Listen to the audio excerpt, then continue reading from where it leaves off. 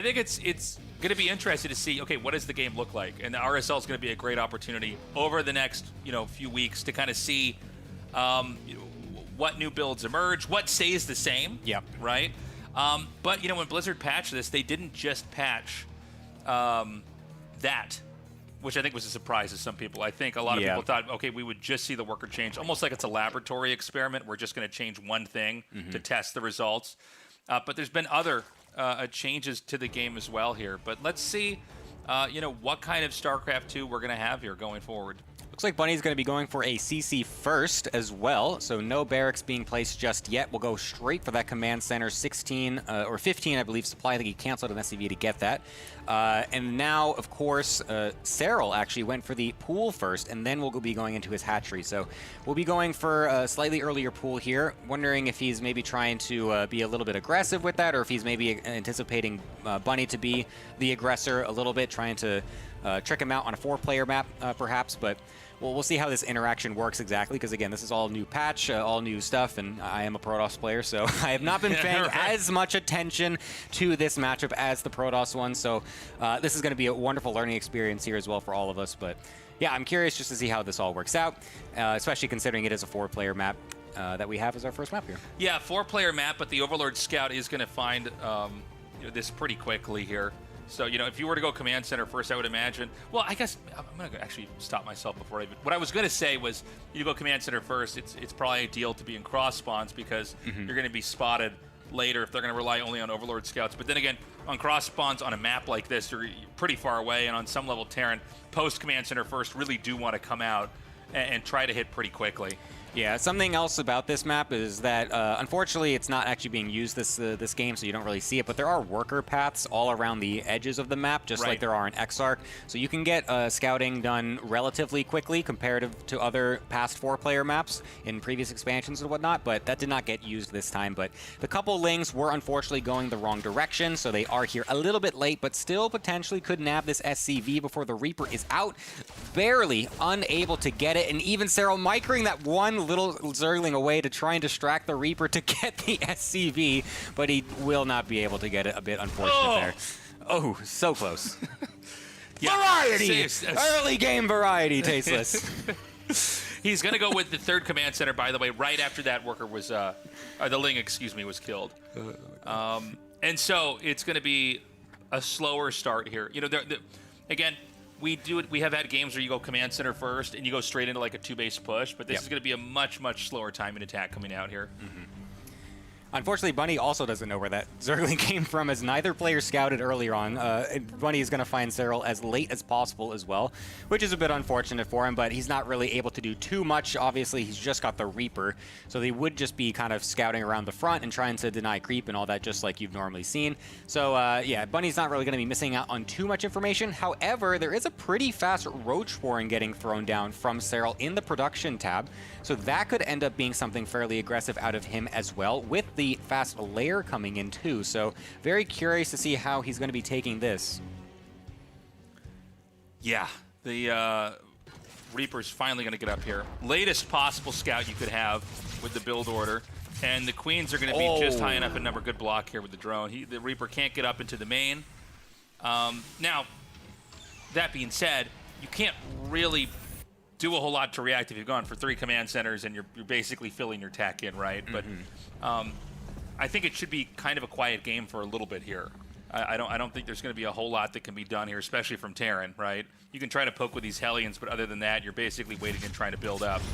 Yeah, the Hellions are going to poke on in. They're going to run past the first Queen. Doesn't want to go too deep against the second one either. Even the preemptive Evo Chambers getting thrown down from Cyril just to make sure he doesn't lose anything, because he really has no units except for the Queens and those couple Roaches in production. So for now, it's just going to be the Roaches defensively while going into another round of drones for Cyril, and he's still getting the Roach Speed and the Carapace upgrade to eventually go for some Roach Ravager likely in a little bit after Bunny does a little bit more aggression and poking with the Hellions.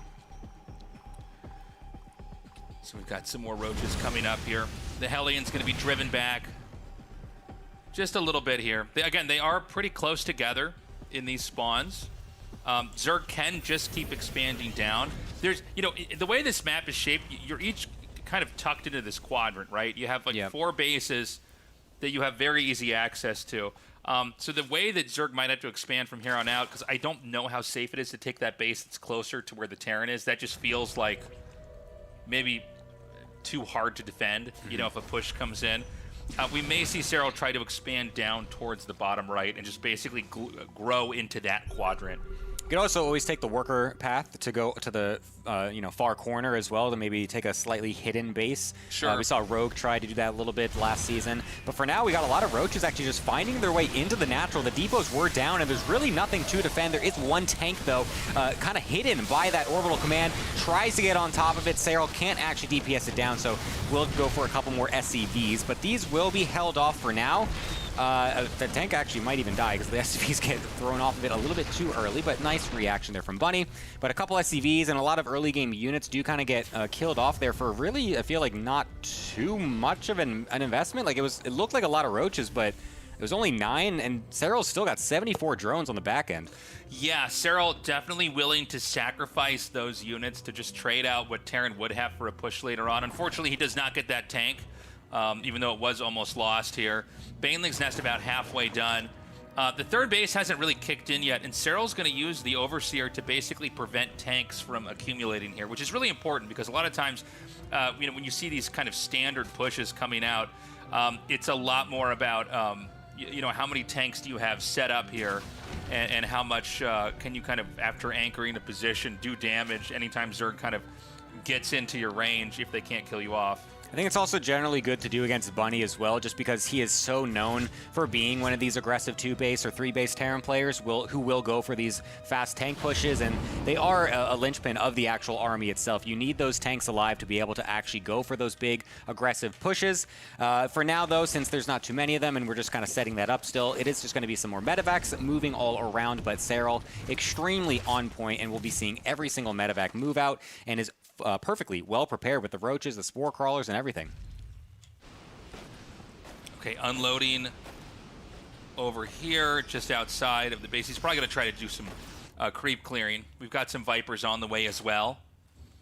We haven't gotten to the point where Terran is going to do the big push yet, but clearing this creep out is going to be really important. You know, from where the Terran's third base is, it is such a short distance, even with Zerg not taking the fourth base in the location we were looking at and instead going to the bottom right. We mentioned earlier that's probably where he's going to expand.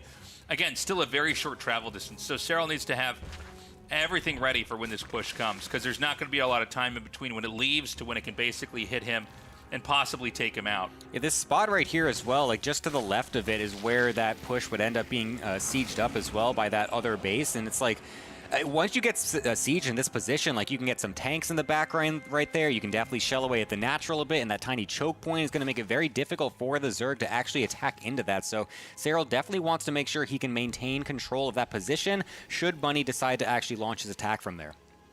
Yeah, the Banshee's just out here clearing any lings that he can find. And we don't have a fifth base yet. It's been really tight play here from Serral. He's going to get that Ultralisk Cavern as well. He does have enough gas accumulated. He could squeeze out a few more Ultras to basically kind of fill up the rest of the supply that he has. Or maybe after he clears that supply out, because it looks like he would basically only have supply for like one Ultralisk right now. Not even that now with what he's made. Yeah, for now, Bunny as well is being very defensive overall with his posture. I feel like this is the most defensive I've seen Bunny play in quite a long time. He's already got his fourth base nearly finished as well. Continuing with the drops in the main base, now finally moving out with the main force through the middle of the map, as these drops will try to distract Serral for as long as possible, but you can see that distraction not really paying off just yet, as the blinding clouds on top of the tanks in the middle of the ramp as well is massive. These Marines not quite dying just yet though, so the Banelings are stuck behind them for now, but these tanks have not fired a single shot in this entire engagement. Yeah, he's going to be clearing this out so badly. It's kind of crazy to see Bunny basically lose 2 fights at once here. He failed with the drop, and then the push was shut down. And, I mean, that may be fatal damage that he took there. I mean, it seems like now Serral can just go all the way across the map, hitting everything. GG, Serral takes game number 1 in basically flawless play. That was that was about as close as you can get to a perfect game, I feel like, from Serral. Yeah, That was kind of insane. Took absolutely 0 damage from any harassment whatsoever. Every single Hellion, the Reaper obviously didn't get to the other side of the map. It died immediately to the Queens and the drone pull. The drops did absolutely nothing. They sometimes didn't even unload. And then the one time that Bunny's like, all right, let's do a little 2-prong here, double medevac, ooh, big push, and then he just gets stopped before he's even on Serral's side of the map in the first place. Like, yeah, it was supposed to be pristine. that classic like 1-2 punch of like I drop here, you're in a bad position, and then I set up my push and try to do damage. I mean, I'm not sure what Bunny could have done better. He did get his command center first opener off to start. I mean, the Roaches did come in and kill off a couple units early on. I don't know if that didn't feel like it like hindered anything insane. Like it killed a couple of the Hellions and a couple Marines. Like, I don't know. It was not the butterfly effect moment of like this happened here and now. That's impossible to win later on. Yeah, and it did seem like Bunny was just maybe a little bit sloppy with his control overall. Like you were saying, the drops were kind of messy. He had Marines kind of spread out. I mean, that wasn't picking up against Banelings. That tank position for a moment, it looked like Bunny just didn't expect Serral to be ready for the push right in that spot. Because everything got blinding clouded by like 3 of them or something. It was crazy. No tanks were shooting. He had like 8 of them. Like, it was crazy. Yeah, it was. That was rough. That was rough. We're gonna go into game 2 now. I'm hoping Bunny can put up a better fight. We're going to be on Ruby Rock here for this. And I'm not sure, well, the thing about commentating Serral's games is he's about as close to perfect as you can get. I mean, the only person that I can really think of that can compare to that is Maru, right? Yeah. But obviously they look very different when they play and how they approach this. But I think Serral played, exactly the way he had to for the matchup on the map and the position, right? He did not go crazy trying to take too many bases. He basically always had enough for whenever that push was going to come out, and he just had to execute that engagement with the big attack when it came perfectly so that he could crush it. Yeah, it felt like he really just kind of read the situation very well. Once again, he's going for this early pool before hatchery, so it seems like this is just kind of like a safe overall opener versus Terran that Serral is favoring at this point. Also, there's a chance that these early Zerglings do a little bit more because, of course, last time it was a 4-player map and he sent them across to the wrong spawn position at first. And then there was that hilarious, yakety sax moment with the SCV and the Ling. Right. But maybe this time he could actually get there a little bit faster since it is Ruby Rock, 2-player map. Very short one at that, so there's a chance that something could happen. But Bunny, this game, of course, is not going to be going for that CC first. Will be slightly differently, just going for the barracks for now, and he does have that gas finished as well already, so going to be going for what looks like just a normal Reaper expand. Yeah. Very different game here from Bunny. Cool to see he did go for the CC first, though, in the last game. I don't know why, but I guess I wasn't expecting CC first to be used as much when we had the worker reduction.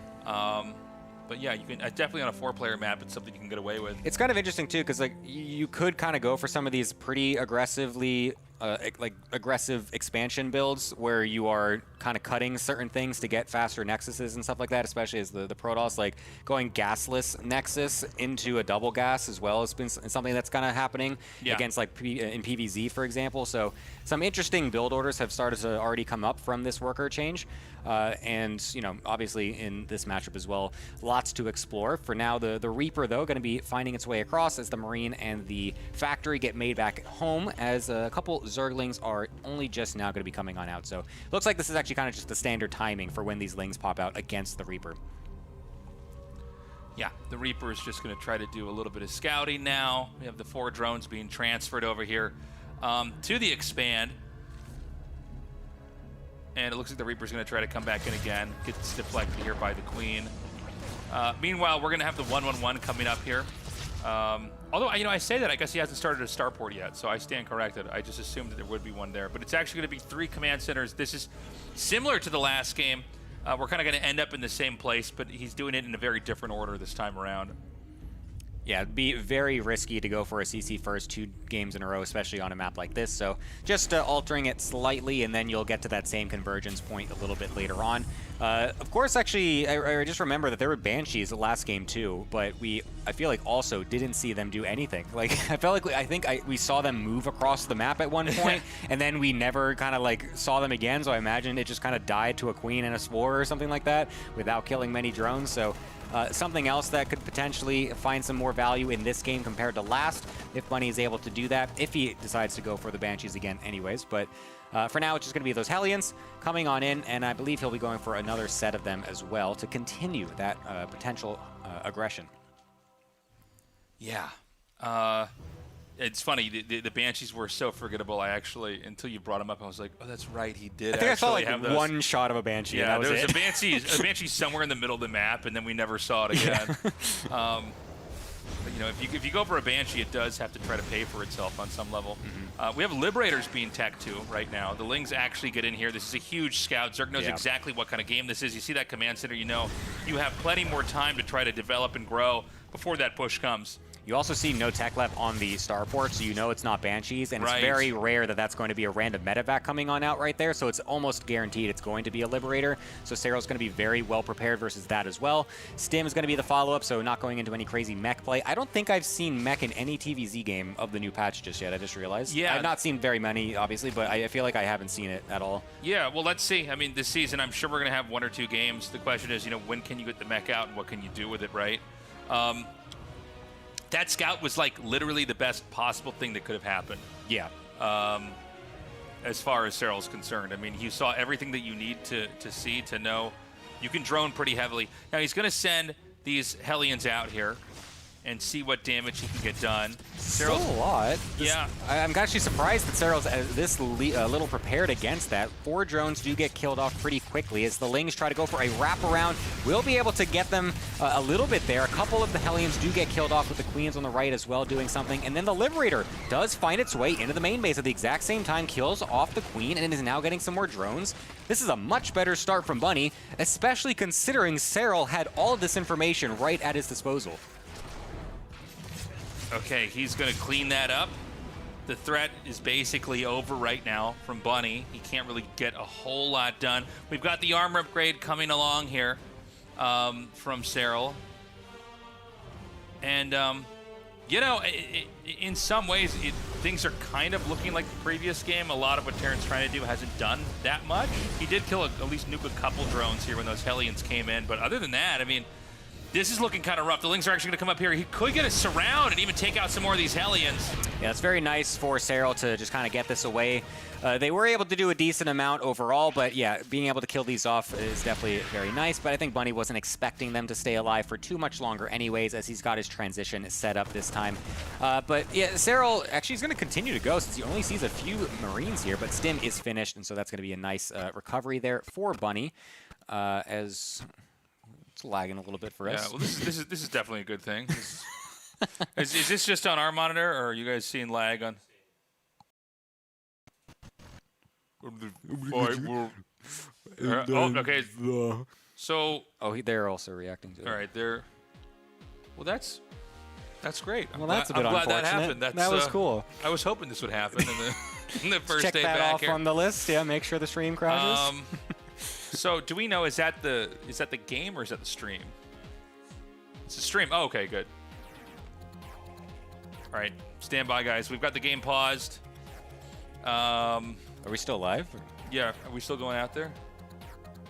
Should we talk about? We should talk about where the buried treasure is. I thought this was one of those moments where the whole all of OBS crashes as well. Yeah.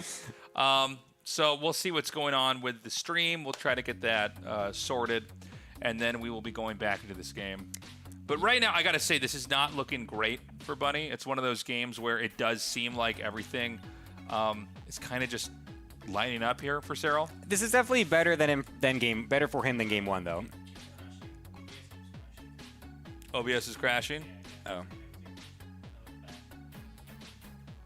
Oh.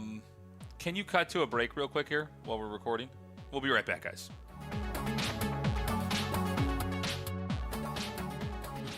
Thank you for waiting, everybody. I think we're ready to go back into the game. Something went wrong with the stream, so we lost connection there. But I think we're basically ready to hop back into the game.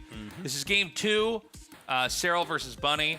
Not a ton has happened, although it does seem like Cyril is kind of eking ahead as the game goes on. But time will tell if that's truly going to be the case here. Yeah, I think overall Bunny is doing better this game than the previous one, though. Getting the worker kills, of course, is much better. Getting the queen is very nice as well. So he's definitely, Cyril, that is not...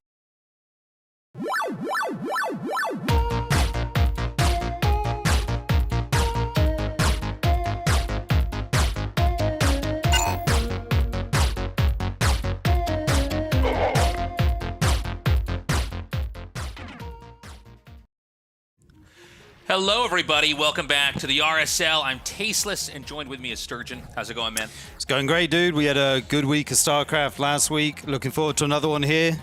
The game has changed. Everything's kind of up in the air at the moment. Yeah. It's going to be super unpredictable. Week by week, the game is changing, so we're going to see what state it's in right now. It's going to be interesting. We have a big change here now with the cost of the command center. Yes. We'll unpack this more and more as the game goes on here, but definitely a time where there's a lot of transformation happening in StarCraft 2. We just wrapped up week 1 of the RSL. We're here in season 6. Of course, this season finals will be at BlizzCon. Very excited about that as well.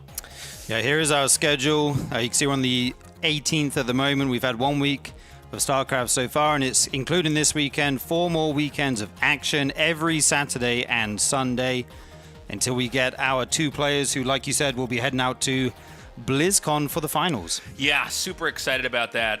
So you can see the entirety of our schedule here now. I know it's a little bit of downtime between the loser bracket semis and loser bracket finals and then BlizzCon, but Blizzard wanted to have enough time to make sure, wherever the player is from that qualifies, we can get visa sorted and get the travel and accommodations sorted. But we're really grateful that Blizzard is offering us a spot here.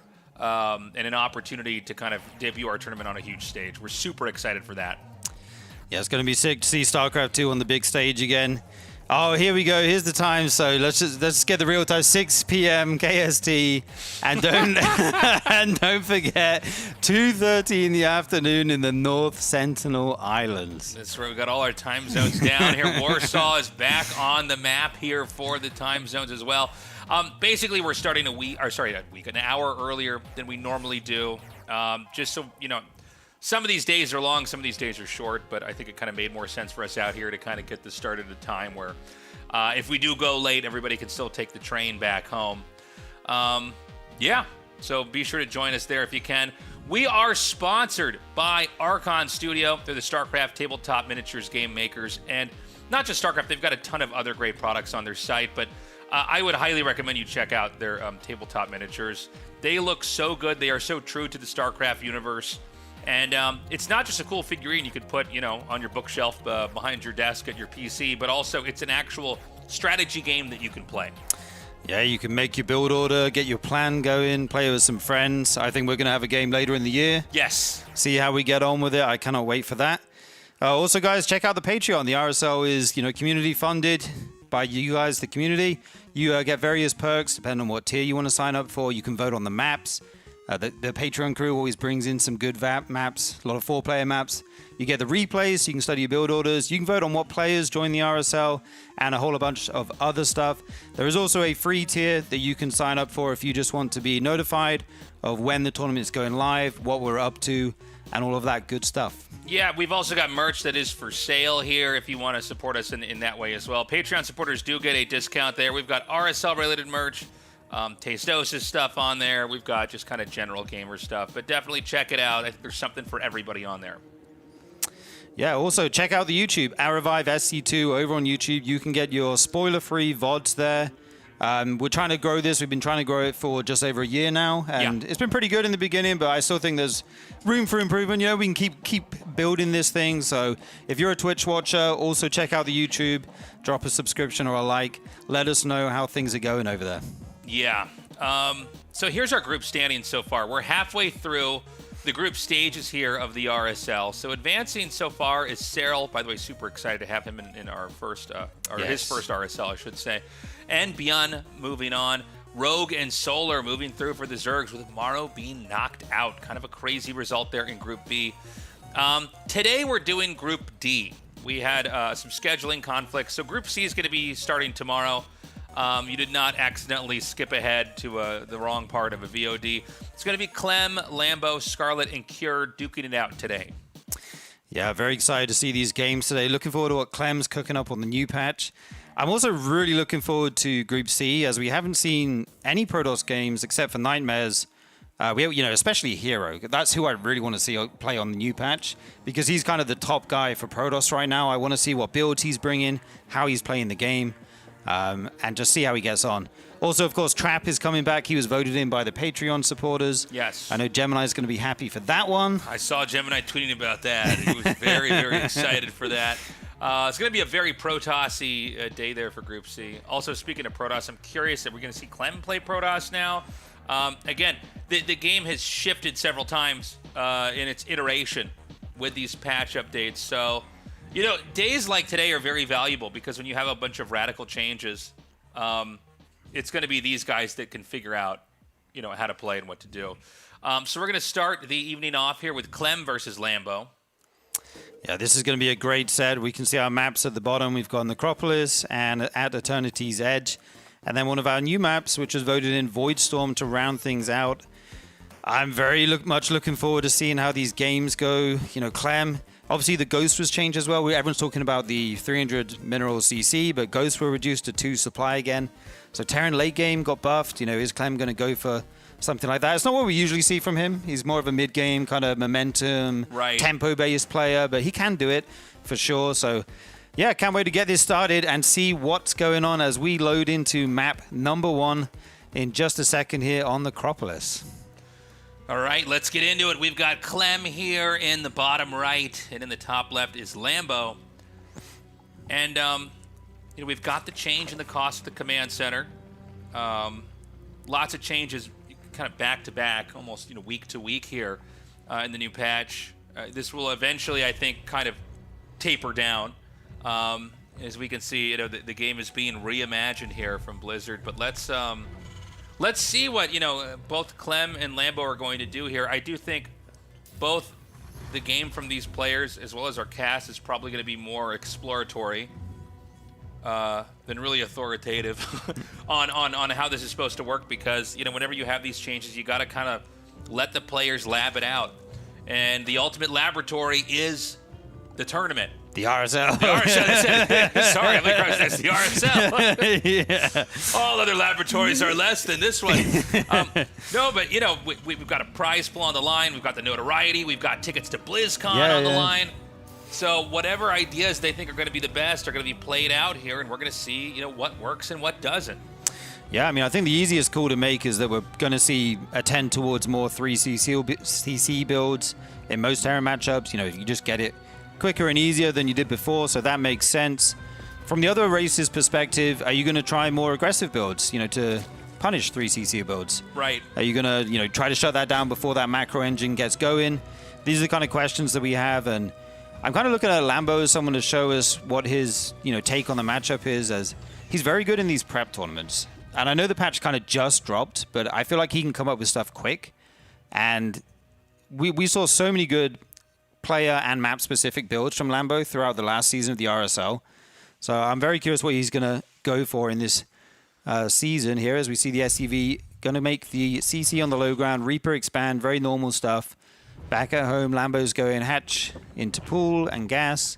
And, the cost of the CC might not seem like a whole lot, right? Like it's a little bit cheaper, right? But, that means you get it started earlier. That means the SCVs come out earlier. The mules get dropped earlier. So this all kind of, it kind of speeds up or hurries the part of the early game where you start to get the economy going here. So, again, we'll see what the true implications of it are as we get more and more matches out here. But I'm very, very interested in casting this. Sometimes the most fun time for me to cast is when there's been a big change in the game, to try to kind of figure out, what the players are going to do and how the game's going to be viewed.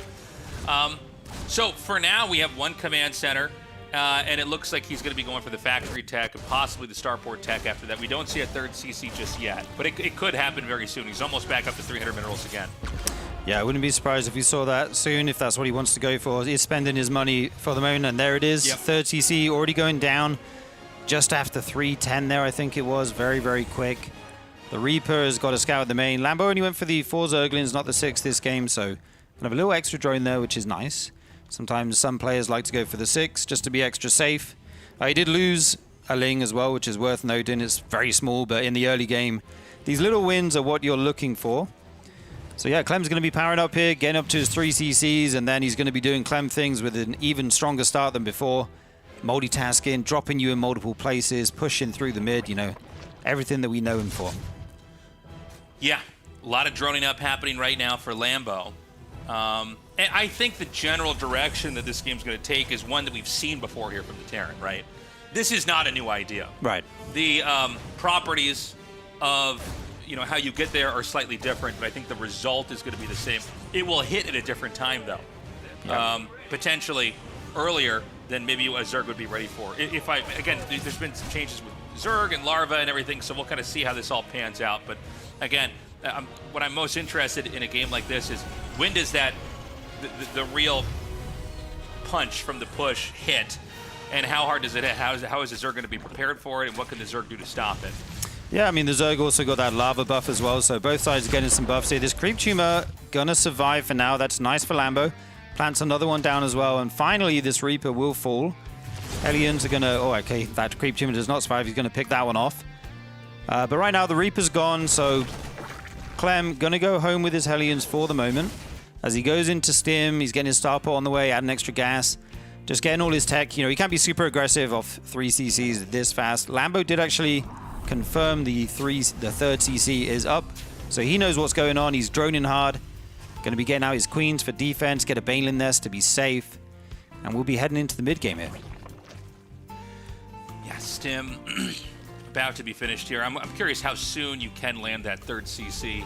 The sooner you get it down there, the better, but doing anything too quickly is going to be something that could be punished. We have the double medevacs about to come out, so we're probably going to get to the phase of the game where we're going to have the roaming from the medevacs. The 2 eBays coming down here as well. And this should all build up into that 8 racks play that we've seen so often. Yeah, Clem did go for the 2 racks as well as the factory and starport, so he's got very healthy marine production right now, making 2 or 3 at a time. He's got his 2 eBays just finishing up now, combat shield on the way. Layer comes out for Lambo. This is not a quick layer. This is I want as many drones as possible, as quickly as possible layer. And then you start to make Lings as the double medevac push comes out. Gonna pick off an Overlord to start. That's nice for Clem. That does let Lambo know the angle that these Marines are coming from. Yeah, and what he wants to do now is basically just clear the periphery of creep that's on the map. Lambo going to come out here with a push. Lambo is expanding over into the center left position on his side of the map. This is a map where basically you can get up to 5 bases comfortably, and it's quite a reach to expand after that. Now, I don't know when Clem expects to push. It does feel like Zerg can be pretty comfortable on 5 bases without Terran very easily being able to push in here. He is going to drop behind the minerals here, take out an Overlord, and be in a position where it's kind of hard for the Lings alone to really do damage. I think he actually might be able to pop the hatchery here. Yeah, all the queens coming over. They've got to add their DPS and kind of zone out these medevacs. There we go. Clem will pick up. He lost a couple Marines, but he got some value. Shaving off some Lings. Going to be Hydras this game from Lambo. Hydra Ling Bane. Bane speed on the way as he goes into 1-1 as well. Slightly behind Clem's. Clem will have the upgrade lead once both of those finish for a while.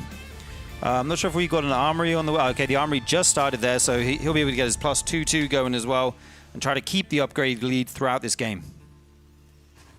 Yeah, he's going to poke in again. This hatchery is already decently damaged, so Lambo's got to be very careful to really protect this. Yeah. A popped 4th base at a TVZ is the easiest way to deflate all the potential from the Zerg, right? It's one of the hardest games to play from. We can see an attack in here. The Lings are going to try to get a surround. A nice shot from the tank takes out the majority of the Banes, and the rest of the Marines in the back can snipe those Banes. He drops the tank, but I think positionally this is going to be a lot more comfortable for Clem. Yeah, there's no Bane speed here, so it's actually very hard to get the connections you're looking for. These Marines stimming forward. Okay, now Bane speed's done. Lambo tries to engage, but Clem, beautiful focus fire on all those Banelings, and that's going to be it. GG. Wow. Nicely done by Clem. Yeah, he just sniped enough of the Banes before they hit.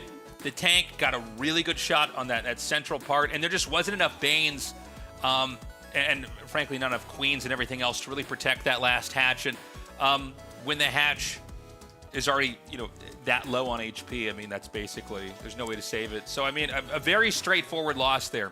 Died on a push on the 4th base. Yeah, I feel like going without Baneling speed there hurts a lot. He had a lot of Queens. Maybe you can kind of mass transfuse that base, try to buy yourself a little bit more time to get the Bane speed, and the engagement goes better. But the push looked very strong from Clem. That was a lot of Marines at that point. He kind of found a nice position where he was able to unload. The Queens were so far away. Yeah. He basically came up on one side of the map and looped all the way down to where that 4th base was being taken. And it was a little uncomfortable. I think whenever, the patching from Blizzard slows down, we're probably going to see this kind of play itself out. When are you safe to take a 4th base? When is Terran overextending if they push? Right. But, I mean, in that moment right there, it seemed like Clem had a really, really good position to just kind of end the game right away. Yeah, Lambo, I think he droned up to like the high 70s as well. Maybe you could go a little bit lower and just try to crush that first push, and then try to get your 4th saturated behind that, after that, I should say. So, yeah, a few things Lambo could do differently there, I feel like, if he would have played again. But very strong first game from Clem. He is up 1-0 in the series. We're going to be loading into map number 2, which is going to be at Eternity's Edge. Clem here in the top left, Lambo in the bottom right. Yeah, let's see if we can get a better game here from Lambo. Truly a very textbook formulaic TVZ there. Yeah. If you were teaching somebody what TVZ is supposed to look like if you play the mid-game right, it's that. Yeah, that was a very, very clean 2-on-1 build there. Just so many Marines. Eventually, after the Hellion production, you switch that tech lab onto the factory, and you only had 1 tank with the push. It wasn't a lot of tanks. It was just a Marine-focused push, with the upgrades coming in very early. And yeah, he just got it done, took out that base, and with it, the game. I'm curious if we'll see Lambo go for Hydras again. He didn't really get to use them that game. We saw a Den. I don't think we saw a Hydra. It was right, kind they of didn't right get before made. that started up. So, yeah, I mean, I guess we'll see if it's going to be a game where, sometimes you watch games like that, it's like Lambo never got to do whatever he wanted to do, right? They're both, making stuff, and then Clem goes, okay, I'm going to attack first. And very straightforward game. The game is won there. This game, Clem is going for barracks into gas, and with the minerals banking up pretty high now, I would assume there's going to be a command center behind this. So probably a Reaper to scout. We have seen Zergs that will do the Ling runaround against this. Although I guess maybe things get the pool earlier when they do that. But pull before hatch. Yeah, never mind. I take it back. Yeah, that's kind of a new thing though. It's an old idea, but it's one that's just kind of come back recently, right? Yeah. And I think it's really good. I kind of like that style, but now Zergs are just saying, actually, I think we prefer opening hatch first. Right. Just to have the better eco and get going. It feels like it's an idea that you have to kind of be in a meta for a long time before you can start introducing that. Otherwise, you're countering something that might not be happening at all, right? Yeah. I think Solar did it really well with those 6-lings and just won the game with it, right? Yeah. He just pretty much ended the game. You killed the SCV making the CC while the Reaper's in your base. And then the Terran has to bring so many SCVs off the line. The damage can accumulate very quickly. GG Machine was doing it basically every game in his group. Yeah. With just the 4-lings and getting decent damage every time. So I really like that idea and that approach. Obviously, the hatch first is kind of the standard, has been for many years. So now the Zergs are kind of going back more towards that as their preference. And yeah, we'll have to see if it's another quick 3 CCs out of Clem here as the natural is on the way. And we got the factory going down as well, looking pretty similar so far. Okay, the Reaper's going to come in here. A dance we've seen many times before. Some drones are going to be transferred down. And he's going to go for this drone. I don't think he's going to get the kill on that. And this should be about the point where the Reaper has to get out now. The factory's almost done. We're probably going to have the starport tech behind that. I would not be shocked if we had... Nice kill there. I would not be shocked if we had a third CC again. Yeah, neither would I. I mean, okay, we do see the starport going down at the moment. But yeah, I mean, it's so cheap right now. It makes sense to play 3 CC builds. Very kind of, I mean, greedy creep tumor there from Lambo, by the way. Just putting it down right when the Reaper is still there. Yeah, a little ambitious by him, actually kind of giving him a target to then pick off. So yeah, I mean, if I had to guess, this is probably going to be one of these games where we once again unpack a 3cc 8 racks. We've got some Hellions being made. The other question we got to ask ourselves is how many Hellions are going to be made, right? Right. The more Hellions you make, it's going to be the less of anything that really does complement the push. The Hellions kind of have an important role. Okay, this is actually going to be quite different from the other game. It's going to be Hellions and Banshee with Cloak. Yep. So he's going to come out and basically try to clear creep. There is the choice to run in and kill drones, although that can oftentimes backfire. I mean, when it works, you look like a genius. And when it doesn't work, you look like a scrub. And then the Banshee, of course, can kill workers or maybe even like deny a hatchery right as it starts. Yeah, Clem did send that Reaper into the main to try to maybe distract Lambo and send the Hellions in after, but Lambo didn't send anything up there, and we'll just defend the front for now. These Hellions just sharking around with the Reaper, see if there's anything they can get. Sometimes a drone gets made at that third base and is hanging out by himself. Not the case at the moment. 3 Queens being made, you know, simultaneously here for Lambo, so he's going to go heavy into the Queen count with the drones.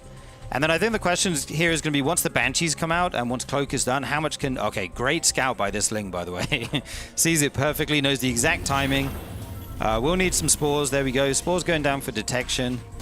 And this Ling also sees the 3rd CC at the front. So fantastic scout by that one Ling. Yeah, yeah. Pretty bold of him to just put that CC right out there. Definitely a confident play here from Clem. We've got the Hellions and the Reaper kind of coming around the edge of the creep here to see can they get a pick off or anything like that. It's pretty much determined that Zergo's going to have to take the base just above the main here. I think it's pretty hard to try to expand to this location just to the left of where those queens were. Yeah. We'll see if he can try to set up a deny or anything like that here. And once again, we've got, you know, the double eBay, we've got the stim coming along. I mean, this is all going to crescendo into a big push here from the Terran. Yeah, indeed. He's going into his double eBays again, like he said. Upgrades will be on the way. These Hellions just trying to shave off as many Lings as they can from this pack. Lambo wants to be drained right now, but he's got to respect the kind of potential of these Banshees and Hellions. This one Banshee just hanging around this airspace here will join up with his buddy there. Any drones that are kind of being transferred will be a target, so Lambo has to be careful. Good placement of those 3 Queens on the ramp. Lambo kind of zoning everything very well right now, I feel like. And drone in 12 in production right now. Lambo's drone count is actually insane right now. Going to be going up to 70 in the near future. As long as he doesn't take damage here, he could be in a good spot. Yeah, it looks like 1 drone goes down. Totally forgivable. The Baneling's Nest and the Hydra Den are going to complete at about the same time. So this is... did he get them at the same time last time? I think he went Baneling Nest first, Hydra Den. So maybe he's kind of pushed his tech or front-loaded that a little bit more here. We know that a push is going to come from Terran.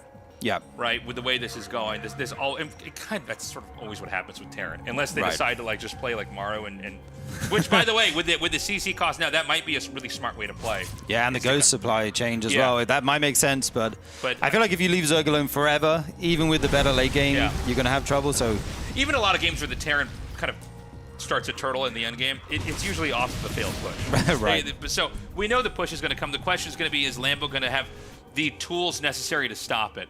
You know, you've got Banshees harassing, Medivacs about to drop, and Hellions moving around. But eventually, all of these units sort of merge together into one big push to try to actually get the kill move off. All these jabs into the Zerg early on are kind of designed to allow this final push to come in. Not final push, but the big push to come in and kind of close the game out. And now we've got Terran pushing in, and there's basically 2 Queens completely exposed. This is before the hatchery's done. Again, the timings are all a little bit unusual and alien. So many Lings here for Lambo, though. Oh my gosh, going to try and surround this whole army. Force it to pick up. A lot of the Hellions go down there as well. Kind of funny to see a push halfway through a hatchery finished. Sometimes you want to kill the hatch like as it's done, right? Because then they can't cancel. Or you can try to get in there and hit it right as it starts because you're forced to cancel so quickly. But kind of an ambitious move, and it didn't work. Yeah, I mean, last game he hit a push before Baneseed finished and it paid off, but this time there were just so many lings, like just an insane amount of lings, and Lambo gets a great engagement. He wasn't able to get behind the mineral lines, something like that, where the Hellions just start really barbecuing those Zerglians as they try to engage. But here comes the follow-up push. He's going to send these Banshees home, either to repair them and bring them with the attack, or just to deal with run buyers. That's also an option. Great scouting once again by Lambo. He does see the move out here, so he will have time to prepare this. He's making as many Hydras and Lings as he can right now. At the moment, this tank is not sieged. The Widowmine actually goes off on a lot of those Banelings, though. Great connections there, but here come the Hydras as the follow-up. The tank trying to siege. Okay, and Lambo pulls back at a good time there. If he stayed for a little bit longer, so many Hydras would have went down. You don't see that very often. I really like what Lambo did there. He did just enough damage and went, nope.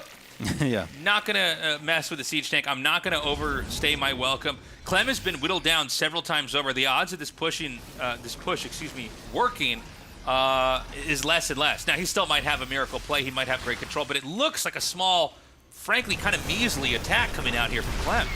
Yeah, Lambo's been making loads of units. I think he has enough to deal with this. He has Banelin speed now as well. Good position with these tanks in the corner on the right there, but the flank as well from Lambo comes in, takes out the left tank instantly. The right tank will fall as well, and the medevacs try to get into the main and get some damage done as that attack just kind of fails. Okay, another drop comes in here, and I mean, this is the best he can hope for, but you know, with the attack over here as well, I think that Lambo might be destabilized. He just loses that base. And Clem, okay, now is this going to be too greedy? I was going to say he could get in and get right back out. It looks like he doesn't overextend. You know, that hatchery, it's so tempting. Keep in mind, that's not actually one with minerals around. That's below that, right? So you're basically taking out a production hatchery, not so much a base location where you're getting resources from. Yeah, Clem with the 1-2 punch there. Very nice. Lambo's super supply blocks right now. 155 over 124. Whoa.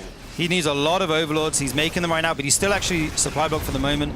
A medevac goes down here. Lambo needs to stabilize, needs to get mining on his fourth base. He's adding the infestation pit, trying to get to that hive tech eventually. But I don't think Clem's going to give him the time. Here comes the next wave of bio. You know, it's crazy. I think Clem he was in a bad spot, and he sort of just finessed his way into elite. He's maxed out.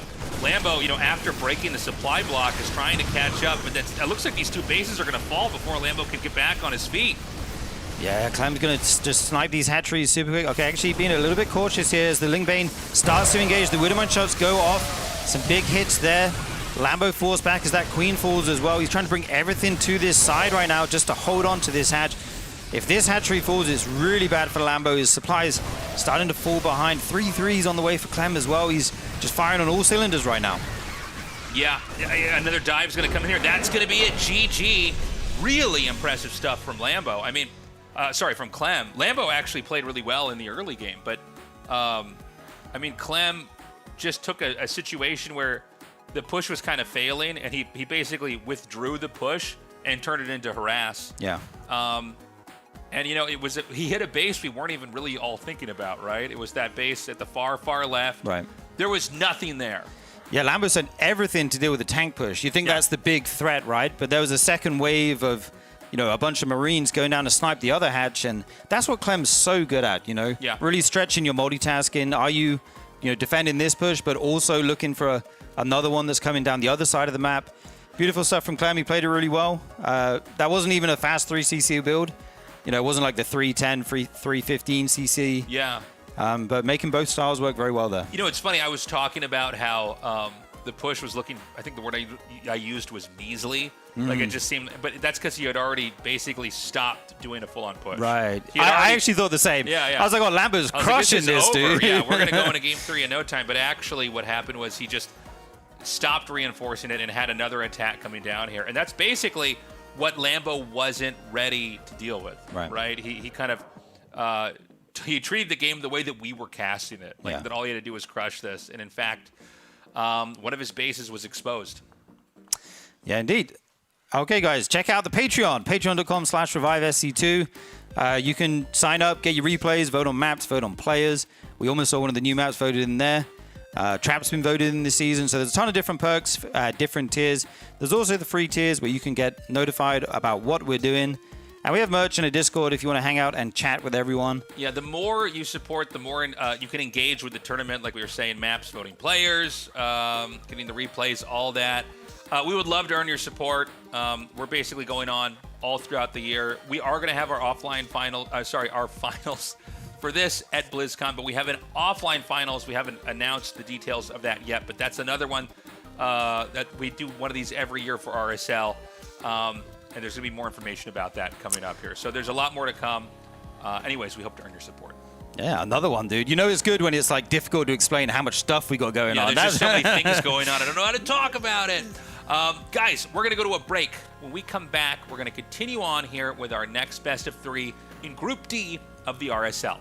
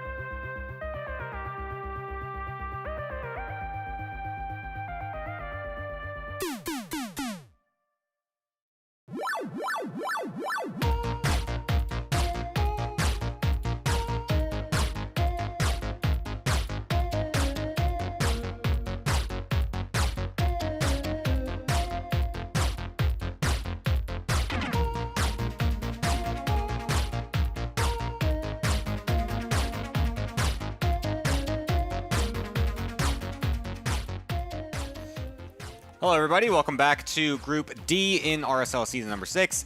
I have joined up over here with Sturgeon. Really interesting games we saw just before. It seemed like Clem is just kind of keeping up with his same style and just kind of bulldozering everyone. It seems it's very difficult to play against this guy. Yeah, he's doing similar stuff to before, but just better and faster than he used to be, and Yep. just looking super strong in those games. Kind of textbook TVZ masterclass, really. Yeah, and we're going to be going into yet another TVZ. It's going to be Cure versus Scarlett. Scarlett, one of the players that was voted in from the Patreon vote as well, so very cool to have her back in the RSL. But yeah, this one's going to be, I feel like another one that's a little bit more favored towards the Terran player, I would say. Cure is definitely a bit of a favorite compared to Scarlett. Scarlett just overall, I feel like, hasn't been playing as much as she was, you know, when she was in her prime and everything. So, Sure. you know, it's potentially going to be a bit more Cure favored. Scarlett did actually win the last time they played, but that was back at the beginning of the year in January, and that's the only time they've actually played this year. And of course, now we're in a different landscape with the patch and everything. So, I feel like it's going to be up in the air to see what we actually have in this match. Yeah, she did play in that Chinese tournament as well, right? Yeah, recently, and she looked like she was playing pretty well. That is true. So I'm not sure exactly how much she practices these days, but I'm very curious to find out how things go here as we load into map number 1 on Exarch. Kyo going to be in the bottom right, and Scarlett in the top left. Yeah, I like that we're having Exarch come out as our first map here in this series. We've got a lot of 4-player maps for this season, of course. A lot of those got voted in by the Patreon members as well. So we've got lots of interesting maps coming out for this season. Exarch definitely already an interesting one from last season as well. It was pretty cool to see some of the games that we had on there. Some interesting interactions, of course, with the way the scouting paths work, with those, you know, whatever you call them, the worker-only paths, I guess, on the tubes. edges, the tubes. Yeah, here they're more kind of like just kind They're of like conveyor tunnels. Yeah, conveyor belt. It's like that kind of thing at the things. airport where you Yes, exactly. you stand on it when you're feeling lazy, or you Yes. run on it when you're going to miss your flight. Absolutely. The ones on Fear and Faith are the tubes. Yeah, those are the- that's like riding the metro or the subway, exactly. right? Yeah. Yes. I do like these. I do like these tubes and these these little expressways. I don't know for the workers. It's kind of interesting. It's a whole new world for these workers, man. Yeah, They man, don't have to run through the middle of the map anymore. They're so safe now. They They've get got- such nice highways. Safe, yeah. For a while, yeah, until the action starts and then they get blown up. But Yeah. interesting note is cross spawn here on Exarch, so the longest possible rush distance, which is, you know, maybe good for the Zerg. The Terran timings will hit slightly later. The harass hits a little bit later. So you have a little bit more leeway there to get your defense ready in time. Unless you're going to be the aggressor as the Zerg, and then it goes the other way. Yeah. It looks like Scarlett did go for a pool first this time as well, so perhaps looking to use some of those early Zerglings to, you know, catch a command center out while it's still building, or something like that. Of course, with the way that the map is laid out, it's going to be more difficult for her to get that information. It's actually Queen and Drone and no Lings. Wow. Interesting. Okay. Very interesting. Yeah, what's your take on this, Mr. Zergy? I mean, What's the idea? That's pretty interesting. We often see the, you know, Lings first if you're going to do the runaround, or like Queen and a pair of Zerglings just to deal with the Reaper, but here it's just like Queen ASAP and then a drone. I guess if it's cross spawn, that's going to be very nice. So basically very, very little risk, but also keeping your eco competitive. Even Extractor tricking out the 19th drone there at 21 supply. I really like that. Little optimization there. Do you love to see all the build order optimizations? As I'm sure the Terrans are definitely going to be enjoying some of that with the recent patch that they've had. Yeah, well, yeah, I mean, they're going to be coming over some insane builds. Oh, He didn't scout it in time. Oh, no, he expected it to be finished. to be able to see the creep, but he actually moved away at the last split second. Hatch first. Yeah, exactly. That's a bit unfortunate for Cure, so he's going to miss out a little opportunity, of course, but it wouldn't have really mattered anyway since the Queen was already ready. The Queen was out earlier from the earlier spawning pool, so it would have still been difficult for him to actually get anything done. It wasn't like there was an opening that was easily abusable, but yeah, just a small little interaction, which is kind of interesting that, yeah, he just completely missed the scout, and now will come up. Doesn't actually get the exact information on when exactly this hatch finished. He might just be thinking like, oh, maybe I misscouted just based on the map or something. So he might be a little in the dark as to what exactly the build order was. Yeah, it's always nice to get that Reaper, in there as fast as possible. And Scarlett was actually able to place the tumor down uncontested, which is very nice. Often the Reaper will make you delay that for a long time, but she was able to get that tumor super quick, start spreading that creep towards the middle of the map. That's going to be very nice for her. And we have a quick layer on the way. This is a 2-base layer build right now. She does have Ling speed on the way as well. Adding in more gases, maybe a 2-base muta build if we get that 4th gas. We'll have to see where she's going with this as this Reaper. And like you say, Cure doesn't really... He didn't get into the main. He wasn't able to do any kind of harassment or slow the Zerg eco at all. So he's in the dark a little bit at the moment. Yeah, he's going to have to see exactly what he can get done with the Reaper with how limited amount of opportunity he's had for now. It's just going to be sitting at the watchtower as he goes into the stim and continuing on into his normal build order.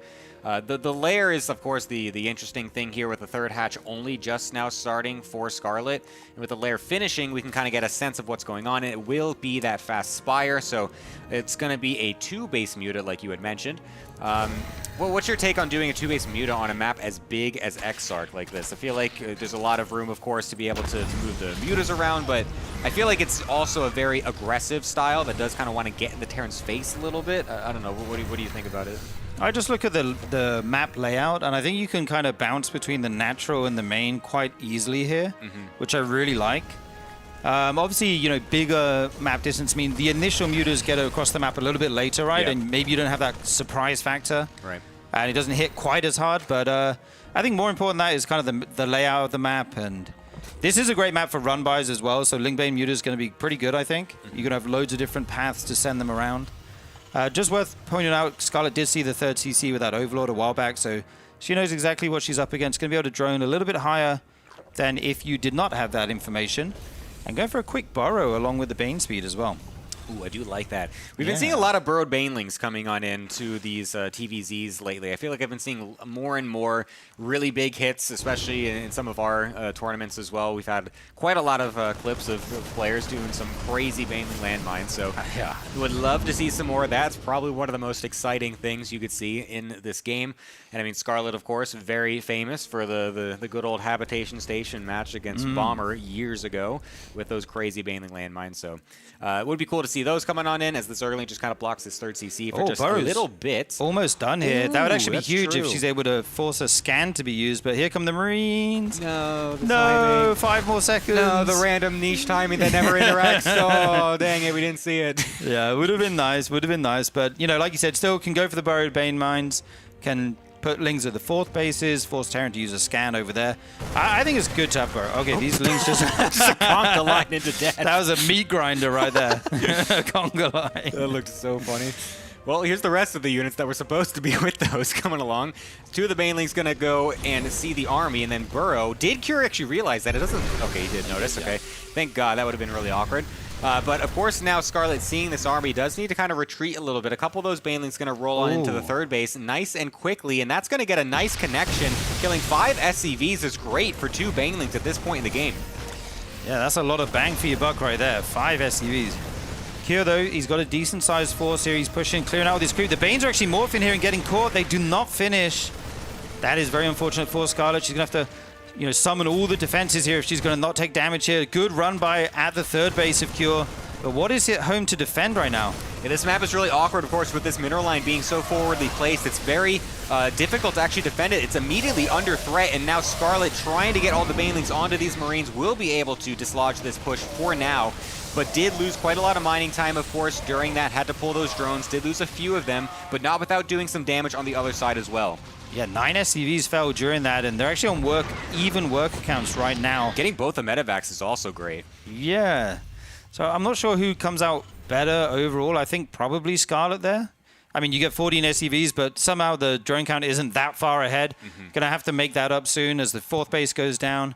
You want to get that saturated. But yeah, I think Scarlett's in a great position right now. Yes. I feel like the fact that Scarlett needed to get so many units out to be able to defend, of course, then limits how many drones that she was able to make. So sure, she did kill a lot, but like you said, it only evened it up essentially. So at this point now, we need to see how much Scarlett can flourish. Great focus fire by Cure onto those Banelings, making sure as little of those get a connection as possible, but there's still so many units from Scarlett trying to bust down this 3rd base, unable to get the bunker until just now. So a lot of those units were used to try and break that defense, but now the rest of the reinforcements come from Cure, and we'll be able to defend that. But another 5 SCVs do get picked off as well. Yeah, now the eco stance look better. Scarlett getting a 5th base here, going into an infestation pit. Double upgrades on the way, as well as the overall movement speed and the +1 carapace for air. So kind of getting all the upgrades going here, all the layer upgrades, working towards that hive. In the near future, 2 mines actually go off. Big hit on the mutas. They will fall, but that's still, a decent trade for the mines. Yeah, that was great. I mean, those mutas are very weakened as well, so they're going to have to run back home and just kind of heal up a little bit. And they might walk right over the Marines. Thank God Scarlett was paying attention, because those were going to get killed off very quickly if she wasn't. So able to keep those alive for now as she starts to recoup back home. Dude, those Marines on the speed zones are so scary for mutas. Okay, now we see Thor's coming out as well as the Widowmine upgrade. So kind of moving into a more anti-muta army. I like this from Cure. I feel like he is a little bit behind in this game at this point. 2 Overlords do get picked off, though. As they're both kind of fighting for the control of the middle of this map, it feels like, at the moment. Yeah, it's really interesting. They're really trying to take hold of that, of course. There's a lot of speed and slow zones all around it. And the Watchtower itself gives a lot of vision, so it's a great anchoring point since it's just, a cross-spawn situation here. It's a great spot to be able to keep maintain of. For now, it looks like both players are just kind of sitting back for just a little bit as this 2 burrowed units. I wonder if they could see each other under the ground. What if they're just like both under there, just like staring at each other underneath in the middle of the dirt? Yeah, I'm sure the mine wouldn't care, but as a Ling, that's terrifying. Yeah. Okay. Oh my God, the Widowmine actually didn't connect onto those mutas. It looked like for a second it was. So now Scarlett will be able to break this position, and Cure is now sent packing back home. Yeah, the Thor joins up with these Marines, though, going to add a lot of firepower as Scarlett zooming around the middle of the map, looking for kind of avenues of attack where the Terran army is lacking. This mine gets set off, only on an Overseer, which is great. And Cure trying to secure a 4th base right now. He really needs to get it soon. We're already at almost 11 minutes into the game.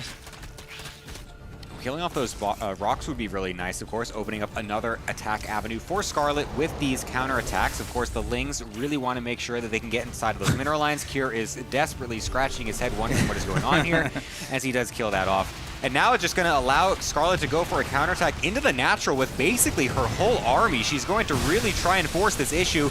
9 and 10 SCVs getting killed off, but a lot of Zerglings and Banelings used to get that damage, as the Lings over on the left-hand side only just now killed all those rocks. So would have been great if that could have happened at the exact same time, but unfortunately it did take quite a while to get that down. But still, great damage yet again from Scarlett. It feels like she's really in control of how the economy state is going throughout this entire game. Yeah, she's got her Ultra Cavern on the way, Adrenal as well. She's just, playing so well right now. We have creep spread basically to the middle of the map. I feel like if it gets any further, it's going to be a real danger to Cure. And he's just struggling to get down his next base right now. He's kind of hunkered down there. He does have 3-3 on the way, which is a huge power spike, as we know. But Scarlett's adding Infestors into this mix as well. She's going to have a very strong composition. Getting bases really far away from each other. So even if Cure gets one, if she can get some counter damage and save the other one, she could still be in a very good position.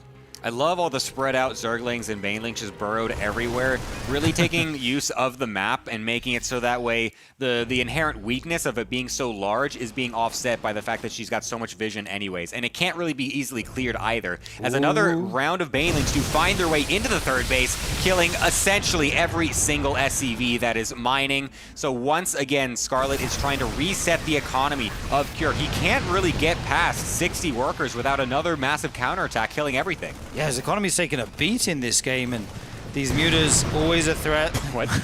Some overlords. Sacrificial overlords Set those wasting the mines mine up. shots. In the natural as well. Like, how did those get there? It's so funny. I don't know what we were trying to do there, but I think it's just a misrally. yeah.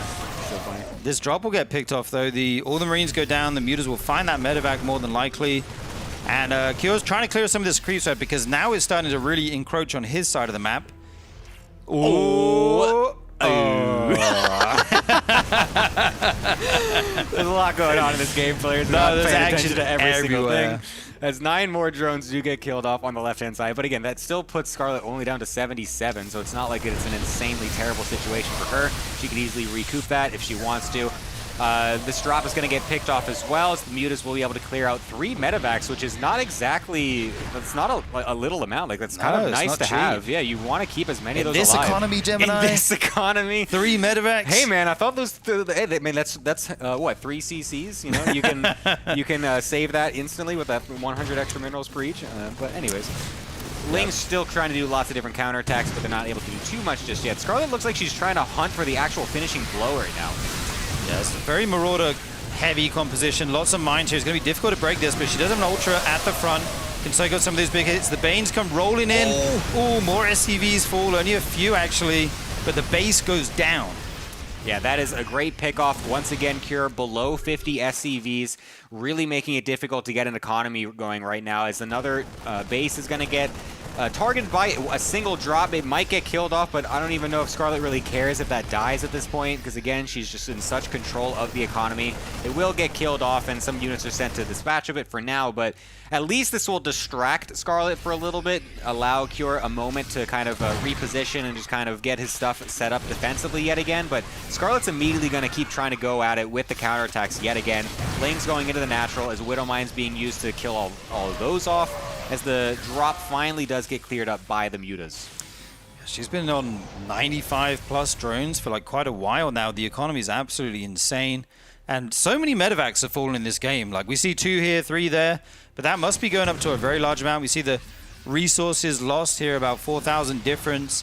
Cure now just trying to get this 4th base still as another attack rolls into the natural. There's not even that many workers here anymore, so gonna go to work on some of these turrets. Banelins get great connections on the Marines. Yeah, there's a couple of Marauders which will be able to help for now, as the Ultralisk is basically left alone. But again, this is just getting so difficult for Cure. He's just going every which way, trying to keep every single mineral line alive, and half the time they aren't actually being saved. That time he did keep quite a lot of his SCVs alive, but now it just opens up the weakness at this 4th base. Thankfully, the Marauders were in time, were able to react to be able to defend against that. So for now, it looks like Cure has actually found a moment where he could actually stabilize and potentially push across the map with his whole army.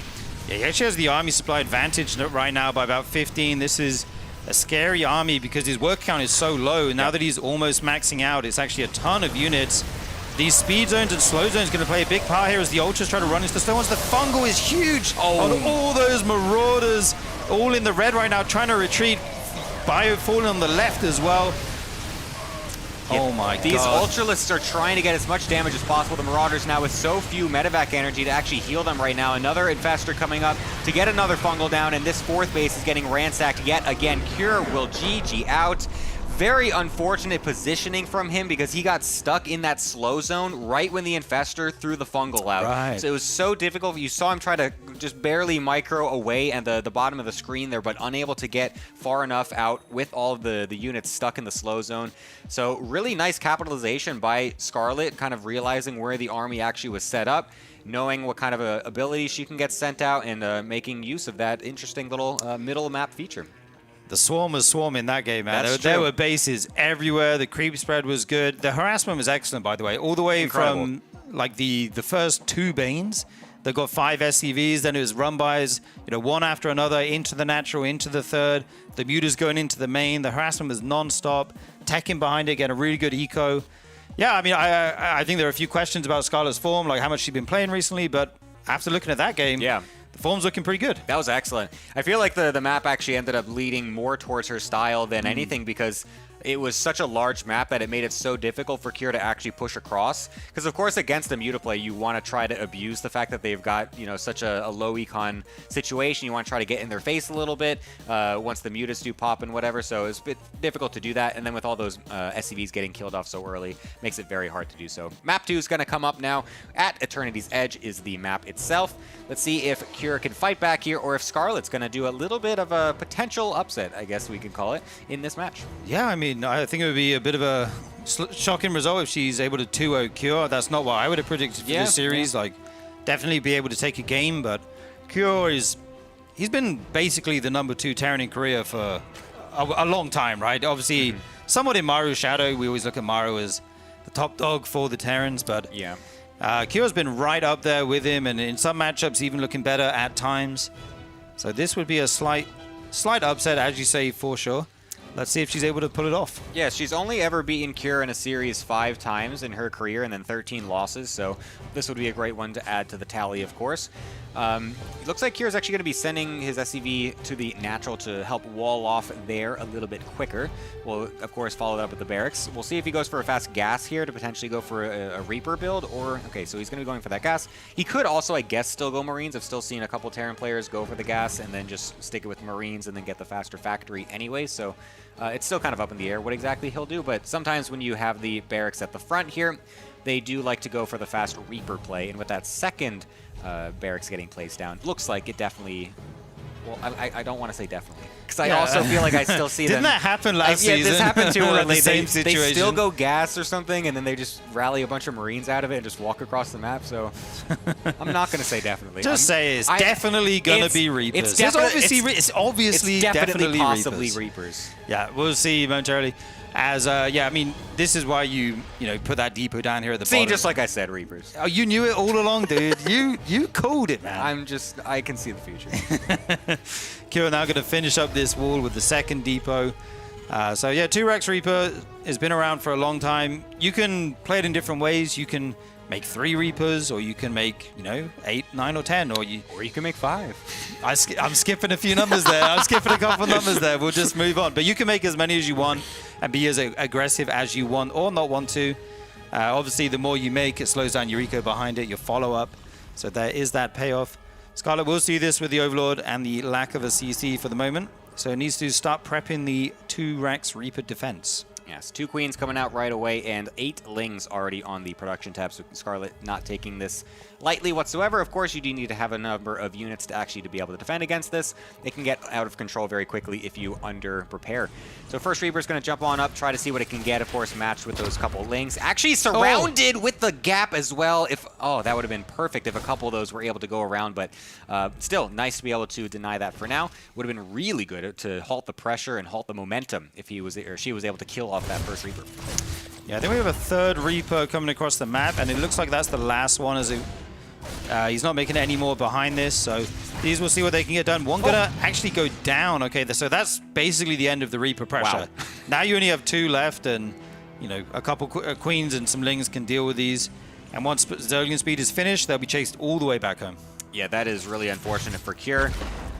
We were saying that the first one almost getting picked off in that little gap was really rough, but of course, losing it just a few seconds later to the Queens is equally as bad. So not really a great situation here for Cure, but he's going to go into a 3rd command center very quickly, of course. The double Reaper is going to try to find its way back, but another great surround by the Zerglings, getting the Reapers before they're able to jump on down. That second one also surviving at only 1 HP, so it was almost a perfect play, but still, this is essentially as good as you can get when you come to the early game defense from Scarlett. Yeah, beautiful defense so far, and like I said, the 3rd CC goes down. It's about 30 seconds later than when Clem did it in game 1 there. He got it about 310-ish. This one went down about 345. Oh, this reactor's actually in trouble here. There's nothing to defend this. It's gonna fall almost definitely, and that's the downside to spawning the top left of the map. Those add-ons do go on the outside there. Yes, the Terrans are losing their minds seeing this as they yet again start typing another Reddit post requesting that to be changed to be able to make on the other side. But yeah, very unfortunate. Of course, Cure is really just kind of reeling in this early game. Nothing has gone the way that he was hoping. And yeah, the third CC is of course going to be later as well, since he went for the 2 racks opener that did nothing. So everything is going to be later coming out of here this game. Scarlett's going to be feeling very good overall. Going for a fast Roach Warren this time, so a bit of a switch up. Not going for any 2-base Muta styles, of course, this game, as the 3rd hatch is already done, nearly done as well. So, yeah, it's going to be going into the Roaches. Is it going to be, do you think, like a very heavy Roach Ravager style coming out of Scarlett here, or is it going to just be a couple for defense against the Hellions? Yeah, I mean, that's the options, right? You can make a few just to defend Hellions, or you can do like these Roach Ravager pressures that we've seen. That would be very good with the add-ons on the outside. Yeah. If those barracks lift up and leave, I mean, you're going to lose the add-ons as well, right? So that could be good. You can also just make, you know, Roaches and Ravagers and then eventually add in Ling Bane, as we saw Cyril do in his games against Bjorn, I think it was. There's a few different styles that Scarlett can go for. We're actually going to catch a ton of these units out here. Everything is getting killed off. Scarlett is just getting wins all over the board at this point. The Banshee is also going to find its way across, but that gets scouted immediately. So there's going to be defenses in time, I believe, for Scarlett. She can easily move all of her queens around to make sure that that doesn't get crazy damage. Stim is going to finish up, and then, of course, going into Combat Shield right after with 1-1 coming in with the 2 E-Bays. So it looks like Cure is going to be kind of setting up for a little bit later of a push once that 1-1 upgrade does finish. And we'll see how much it's able to do, because, of course, it really doesn't feel like he's been able to get any damage done against Scarlett this game. Yeah, basically everything he's tried to do has been, you know, thwarted very, very, almost easily. Like, just lost a ton of units there, lost those Reapers in the beginning. There's a very heavy queen count right now, so as long as there's detection, I don't see that Banshee doing too much. A double drop comes out. It's not quite full in the second one, but there is a lot of Marines in there. Scarlett already thrown down that Infestation Pit before 6:30, so this is very, very quick Infestation Pit. Got the Roach Speed on the way as well. And now Cure's got to get something done with these drops, or I feel like he's going to fall further and further behind here. Yeah, the double drop going to go into the main base, but there is an Overlord still scouting over there as well. A pair of them will be able to see this drop coming on in, and Scarlett instantly with the reaction, paying close attention, of course, as we expect, as the Queens and Lings able to be repositioned. Should be able to clear this out pretty easily, even keeps the Overseer alive. So yeah, everything going Scarlett's way yet again. Nothing gets done with this one for Cure. We'll have to relegate these, basically just killing off Overlords and clearing creep. Yeah, another win there for Scarlett.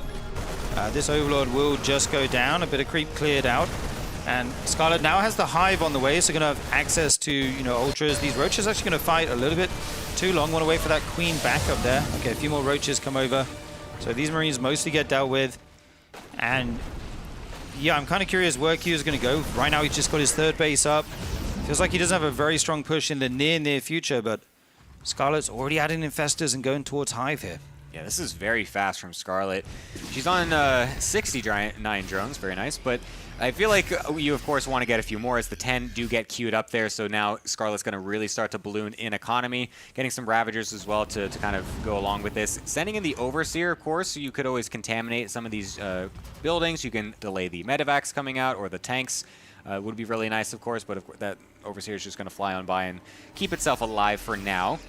I wonder when Cure, I mean, obviously it looks like 1-1 is about to finish, so it would be kind of timing out to be pretty soon as to when this push would happen. But with the 3 extra barracks, it might look like he's actually going to ramp up for a 2-2 timing with this if he has his armory finished as well.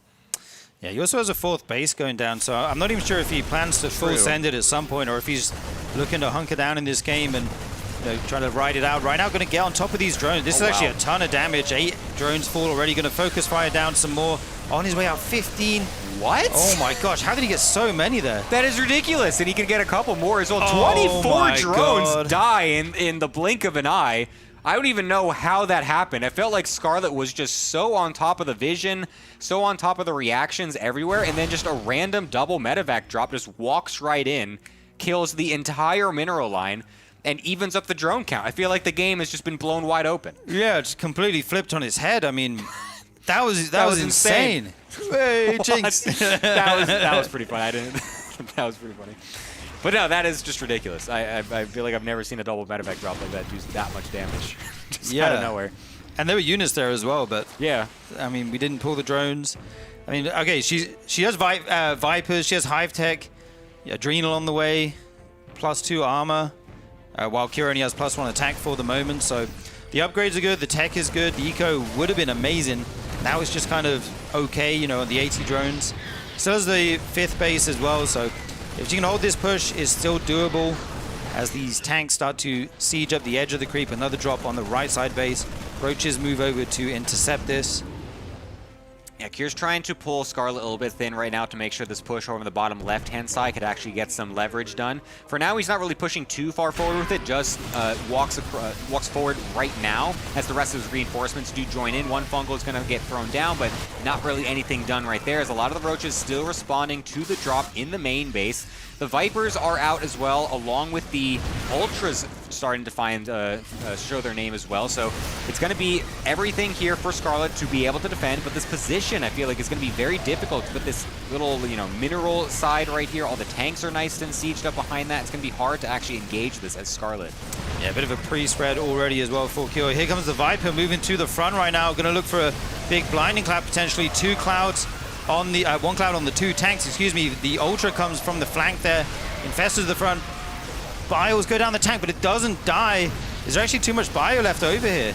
Yeah, 1 fungal did go off, but there wasn't really anything to follow up onto it, so not that much damage done to the bio. The tank in the back still alive as well.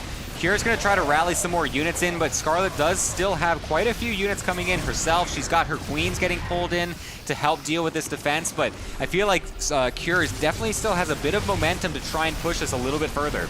Yeah, that one more tank moves up here, going to add its firepower. The Ultras move in, take that one out instantly. The second one falls as well. It looks like this push may all but... Okay, more bio comes in. This is really on a knife's edge right now. Scarlett has so much in reinforcements on the way. If it can all kind of get here together, she's going to be able to hold this push, and the run-by goes down as well. The run-by is very nice, but of course a couple Marines left from the reinforcements will be able to help deal with them. 9 SCVs getting killed off is good, but I feel like Kira's still going to be sitting pretty at 73 SCVs. 4 bases is still nice for him. He's got his +3 coming. It looks like he accidentally didn't start the other armor upgrade, though, so that's a bit unfortunate. Well, those will be a bit mistimed right there. Scarlett, though, has got her +3 armor set up very nicely. She has Adrenal Glands finished. She's also, wow, delaying that +3 upgrade as well. And now Scarlett's kind of hit her stride, getting that defense, and now getting a lot more Ultralisks out is going to make it very difficult now for Kira on the back end. Yeah, he's going to lose this base instantly. He doesn't even contest it. There's more units over at the 3rd. Kira trying to do some kind of counterattack through the middle of the map, but there's so much Zerg raining here. The Roaches were actually over here. Mines in the middle line of the Zerg, but looks like there's enough at home to defend all these medevacs. They're going to boost into the main, it looks like, as this one Ultra just running riot here between these bases. I feel like there was a lot of units that Scarlett did kind of just suicide over there into that 3rd base, hoping it would deal a lot more damage. There was a couple Ultralisks, I believe, that did die in that exchange, so a bit unfortunate to lose some of those without the crazy SCV damage or anything. She did lose quite a few drones herself, but still gets a nice defense overall, and I would say she's kind of coming out ahead in these engagements, especially considering the fact that Kier has forgotten his +3 armor. Is going to be very awkward, of course, once those upgrades do start to kick in. Lib range is coming on out for the Liberators, so that's going to make it much more difficult for Scarlett if that does finish, of course. Kier, realizing the situation, needs to kind of back up and just kind of secure his defenses, or actually just send them across the map to go for harassment onto the mineral lines. Yeah, switching into Liberator production now could be very good. He's going to try and harass with 2 of them down the bottom side of the map and maybe use the rest just to fight the Zerg army.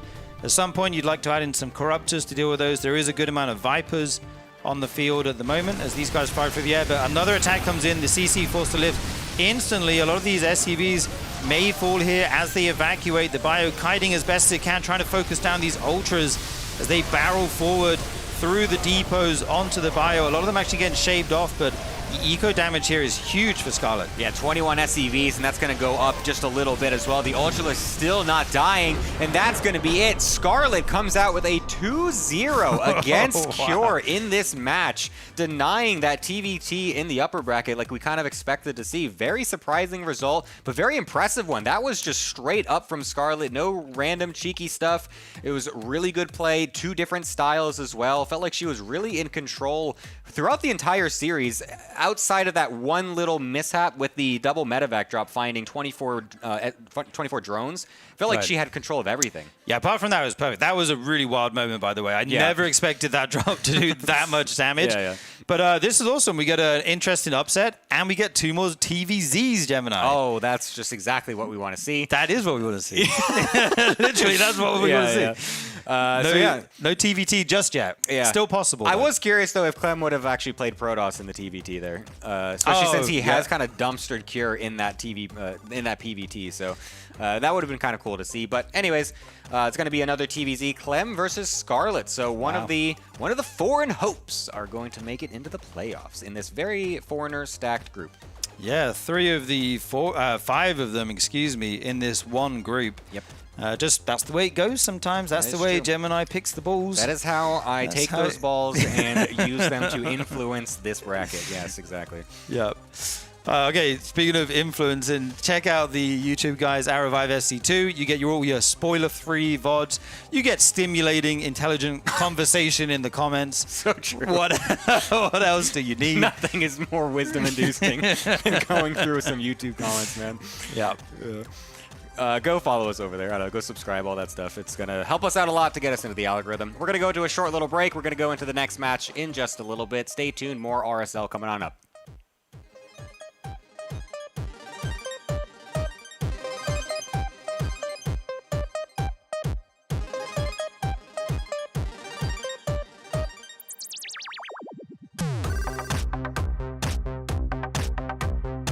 Compared to last season, to make it a little bit more better for some players. Look at you staying up to date, man. That's Well, I was the one that was he was the one communicating that to me, so I was the one that was rallying all the map makers. And well, stuff, well so. done for remembering. Anyway, good to keep up to date with how these maps are being changed and improved over time as they continue to get better. As we have a hatch after the pool in this game, going for the pool first, then the hatch, then the gas will be GG Machine. Bernie, on the other hand, he's got his racks here at the top and a Reaper. Nothing crazy going on right now. Yes, none of that variety today, unfortunately, in this match. I'm sorry, I can't stop, dude. It's just the funniest thing. It's just so good. Anyways, yeah, so it's going to be the Reaper expand out of Bunny, which is going to be putting that CC down nice and quick. Got the Zerglings coming out from GG Machine as well, just to make sure he's nice and defended against that. Going to have no problems there whatsoever. And it's very interesting now seeing this pool first being done every single time now. We've gone through what feels like 16 years straight almost of just patch first being the absolute stock standard from Zerg. So it's kind of interesting to see that kind of switch up now, as you do have a nice chance to defend early with it, like you were mentioning earlier, but also you can send these lings across the map if you do want to as well, and then use the queen to defend. So this is actually pretty interesting. Yeah, you have the option, just make the 1 set of lings and stay at home, or make 2 and send them across the map, as you mentioned. There was a little bit of a blind spot in the main where there was no queen out yet, so if the Reaper had gone in there, chance for damage, but never mind that. Here come the lings. SCV's forced off the line for the moment. These Zerglings actually going to get trapped a little bit, but get a worker. Can they get another one? Ooh. No. Oh, What? you lied, Why did he Gemini. turn around? How could you lie to the people like that? Why would you turn the SCV around? Just keep going with it. Okay, that was very... I mean, 2 SCVs for 4 lings is kind of the, that's about as good That's as you great. can expect, especially with the added mining time loss, delay on the CC build-in. All that stuff adds up a little bit. So little early game win there for GG Machine. That was great. Yeah, a great opening. He's up 10 workers essentially right now. And the Overlord should not die there. It should be able to just walk away, so that's going to be nice as well. Yeah, a great trade overall for GG Machine. Really like this opening so far compared to his previous series. But for now, yeah, this is going to be a pretty good situation. Yeah, GG Machine going for a quick 2-base layer. Maybe watching those Serral games going, oh yeah, that build looks pretty good. Let's let's give that one a go in this series. He did get his ling speed first. So this looks like it'll be a 2-base muta build. We'll have to see by the gas time. There's no Roach Warren or anything crazy like that going down at the moment. We got a Marauder coming out from Bunny as well. So it looks like he's going to try to go for that really old concussive Marauder Hellion play. with the Viking to, I guess it's going to deny Overlord, so that way the Scout can't get can happen, and then he should go into a medevac after that to help with the healing and whatnot. Yeah, well, let's see if GG Machine's ready for this. The Reaper actually goes down. Nice pick off there by the Queens, and this Overlord hasn't hasn't dived too deep into the Terran main. It not dove. He didn't do Doven. There's the armory, so Hellbats will be on the table for Bunny as that concussive finishes up. The Viking will deny any further scouting by the Overlords. It's really interesting that this build of all builds is the one to kind of rear its head back. I feel like this build overall, every time I see it happen, I feel like I never see it work. I feel like it just does something at first for a little bit, but then just all the Queens kill it off, and then the Terran's just left with no SCVs because you have to cut so many of them to be able to actually do all this. As you can see, there's been none on the production tab. Bunny is sitting at 22 SCVs. It's even lower now because, of course, you start with less workers. I feel it's interesting that this build is coming on back, but we'll see if it can find anything because, of course, BG Machine is quickly going into Muta, so he doesn't really have anything on the ground. And I feel like you also need to cut Queens a little bit more compared to what you would normally do in the pre-patch as well. So there's actually possibly some chance here. Yeah, this isn't a normal build where you're going up to 7, 8, 9, Queens that you can deal with all these Hellbats. You're going for the quickest mutas. They are not ready for this push. You're frantically trying to morph Balins here, but they actually get caught by the Hellbats. Couple good connections to begin with, but is there enough follow-up here for GG Machine? The Link stream in, get taken out. Some Balins morph. Good spread on these Hellbats, though. Not able to get the good connections you may want. Only Queens and Lings and drones remain. And they're going to start to get barbecued here, Gemini. Oh, God, the drones are getting so close, but unfortunately doesn't get the crazy shot just yet, does Bunny. So 5 do get killed off, and the rest of the Lings now should be able to help clear this out for now, as the Queens still stay alive as well. So it looks like Bunny will just kind of suicide these units for as much damage as possible. Actually doesn't want to run back home just a little bit here, doesn't want to. Actually, he's got another medevac coming, so he might try to prolong this for a little bit more, but some more Lings still on the production tab, so GG Machine did not try to be greedy with this. Of course, still needs some more units to be able to defend. And Bunny is going to continue growing. He's still rallying across the map as well. Yeah, you can't go home. If the Mutilas pop, the game will just end. Basically, there's no anti-air except for this Viking right now. He has to make this work. Continue to group up. More Hellion streaming across, get the morph in. Okay, some connection with the Banelins. Only Marauders and 1 Hellbat remain. Good micro on the pickup there. Oh, wow. This is such an interesting interaction. This build is doing so much damage against the very few units that GG Machine had prepared to deal with it. Getting stuck in the corners while keeping that Hellbat alive, dealing so much damage. And the Marauders also able to deal out a lot of damage versus these Zerglings, which is something you don't normally see as well. A couple Queens. Enough, Gemini. I'm sorry, I just really wanted to talk about that. Stop casting from the past. We're in the present. I'm so sorry. Oh my God. I'll come back here. Hello, everybody. Welcome back. We have an exciting and kind of an unexpected match coming up here. Yeah. It's going to be Clem versus Scarlett. This is a welcome surprise. And one of these two is going to be moving on immediately to the next phase of the RSL. Yes, and I mean, Scarlett looked very good in that previous series. Really just kind of showed up in more ways than we expected. Cure really didn't put up much of a fight overall, it felt like. So I feel like if any time is the time for Scarlett to actually take a series off of Clem, this might be it. She looked really good in that series. That was kind of mind-boggling watching. I mean, she was voted in here from the Patreon supporters. Obviously, I think everybody's excited when Scarlett can play, but she played really well in that series and looks very strong. Yes, and to be fair, also Clem looked very strong in his series as well. So this is going to be a very, hopefully a very close match. The match history between them wouldn't suggest as much. Scarlett actually hasn't beaten Clem since 2013, which is pretty rough. And the only other time she beat him before that was 2018. So yeah, it's been a bit of a drought in that regard. But hopefully this is the time that Scarlett can finally get another win on the board, because she does look great today. It's going to be Lambo and Cure duking it out in the losers match here. Lambo, he had a rough series back there, kind of unable to really have a stable mid to mid-late game there, and ended up dying out to Clem. Again, no shame losing to Clem. Cure is obviously an extremely strong player. I think Lambo maybe not the favorite in that series. Obviously, we'll be getting to that after this. But first, we are going to be going on into Clem versus Scarlett. By the way, if you're watching, I saw some people in the chat kind of confused, like, why is Group D happening today? There were some scheduling conflicts, so we had to move Group D to today. Group C is going to be tomorrow. You didn't miss Group C. Group C hasn't happened yet. Don't worry, you're in the right place. Yeah, just some small schedule things. One of the players requested, so we were able to switch that up. Yep. So it helps everyone to actually be here. We don't want people just forfeiting the tournament because they have one day they I can't think show one up. player had a wedding that they had to go to. So this is our schedule overall. You're going to be, if you want to watch live, here every weekend. We go live at 6. It is an hour earlier than we were starting previous RSLs, but we're going to keep it on this slightly earlier schedule.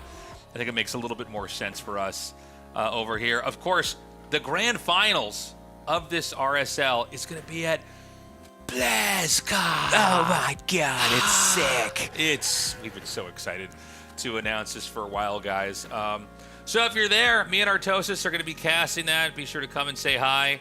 Going to be very cool for our tournament. Yeah, show us your RSL Army swag and That's right. patronage. And sign. Yes. And cheerful. Yes. Show us your blood pact that That's you've right. made. Bring to your us. mug down. Wear your pin. Let's bring your pins on, yeah. We don't have RSL pants yet, but if we had them, you should be wearing those too. But it's going to be a lot of fun. By the way, when we're done with this season, RSL's not done for the year still. We do have what we've been calling. We're going to have to rebrand this because now our tournament's getting bigger and bigger. But It was called the Offline Final, which now has caused total confusion with people that actually know about our tournament or who watch avidly because last year we had an offline finals in Seoul with an audience. But this RSL Season 6 finals at BlizzCon is actually just kind of this bonus that Tasteless kind of pulled some strings. Pulled some influencer strings. I was over the there. puppet master. I was controlling everything. I thought, well, it's going to be a classic cup, Maybe. Just maybe we could have RSL there. Those Blizzard execs, man, they were just like, "Oh, Tasteless, you are so persuasive." That's a great idea. So this is kind of truly a battle of light versus dark, good versus evil here, as we have. I'm always thinking Clem about this. in a perfectly lit, just angelic space. Almost heaven-like space. It's like and hitting his face as Scarlett well. in the darkness. Scarlett just encapsulated in the barely void. A face shows up here.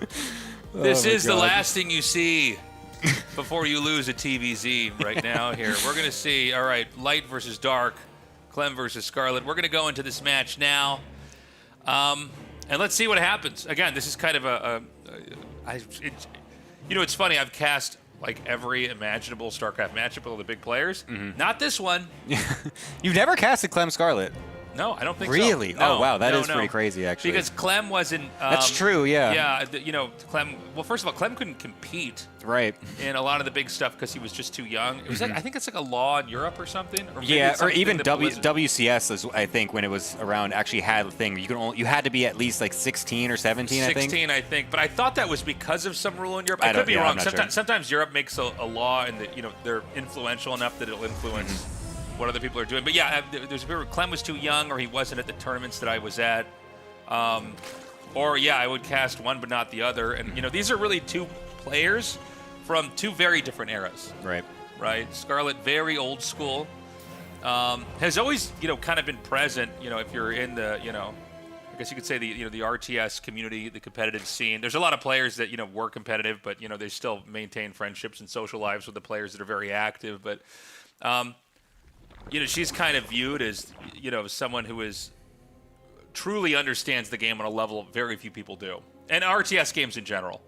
And, to see her back here now and then beating Cure is crazy. So I'm very much looking forward to this. I will say, Clem should be winning this easily if we're just going to go off of, who's more up to date, who's more modern, who's had more success. Obviously, it's going to be Clem, but who knows? Maybe we've got a plot twist here. Maybe the community voted player in here for, from the Patreon supporters could take this in a crazy upset. Yeah, it's definitely possible. I mean, going by that last series, Scarlett is in good form today, that is for sure.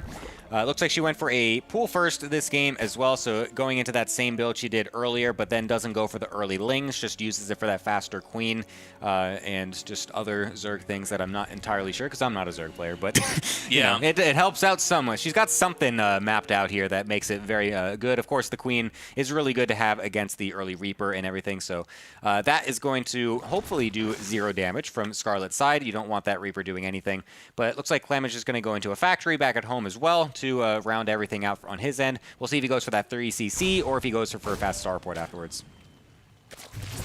So you can see that the spawning pool in the back actually makes it impossible to loop through there. Nice save by Scarlett, throwing down the spine crawler to temporarily save the drone. Now it's going to go back to mining here. Now, in the game we saw with Clem versus Lambo, I got to say, Clem, I think Lambo made some mistakes, but really Clem just looked so good save again, so robust and strong. We didn't get to see, the back and forth TVZ I think we're kind of accustomed to. And some of that was, and we were talking about this also on break, like does the cheaper command center kind of give a, it doesn't look like a big change on the surface, but because you start to make SCVs more quickly and then get mules landed earlier, and that of course leads to a third command center, which is sooner.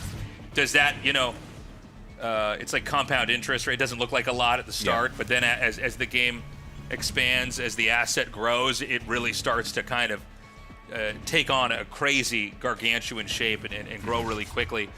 I don't know. I mean, I'm interested in seeing how exactly Scarlett's going to play this. By the way, this is going to be layer tech, so this is not your standard like 3-hatch kind of slow play ZVT, which kind of actually takes everything that I was talking about maybe happening, kind of puts it in the garbage can now. I wish I noticed the layer a little bit earlier while I was talking about that. The little dive in here by Clem. Now this is a commitment here.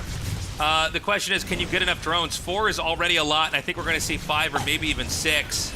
Wow, it's actually great that she was able to get 1 surrounded there by the drones. You don't see drones being pulled against the double Hellion this early very often. Scarlett, of course, going for the 2 base layer very quickly. Didn't really get too many Zerglings out, and Clem's abusing that. It looks like he's just continually rallying these Hellions across, just trying to get as much damage as possible. 6 drones dead already is still very good. It could have been much worse if those Hellions were not surrounded by the drones initially, but yeah, a very nice situation starting here for Clem, just kind of suiciding a few of those Hellions for those workers. And then, so it looked like for a second Scarlett was going to be going into the 2-base Muta style that she had gone for on Exarch just in that previous series, but it's the same setup, but instead going into a fast Hydra Den this game. So I'm curious to see what she's going to do with this. Yeah, this is already looking very odd.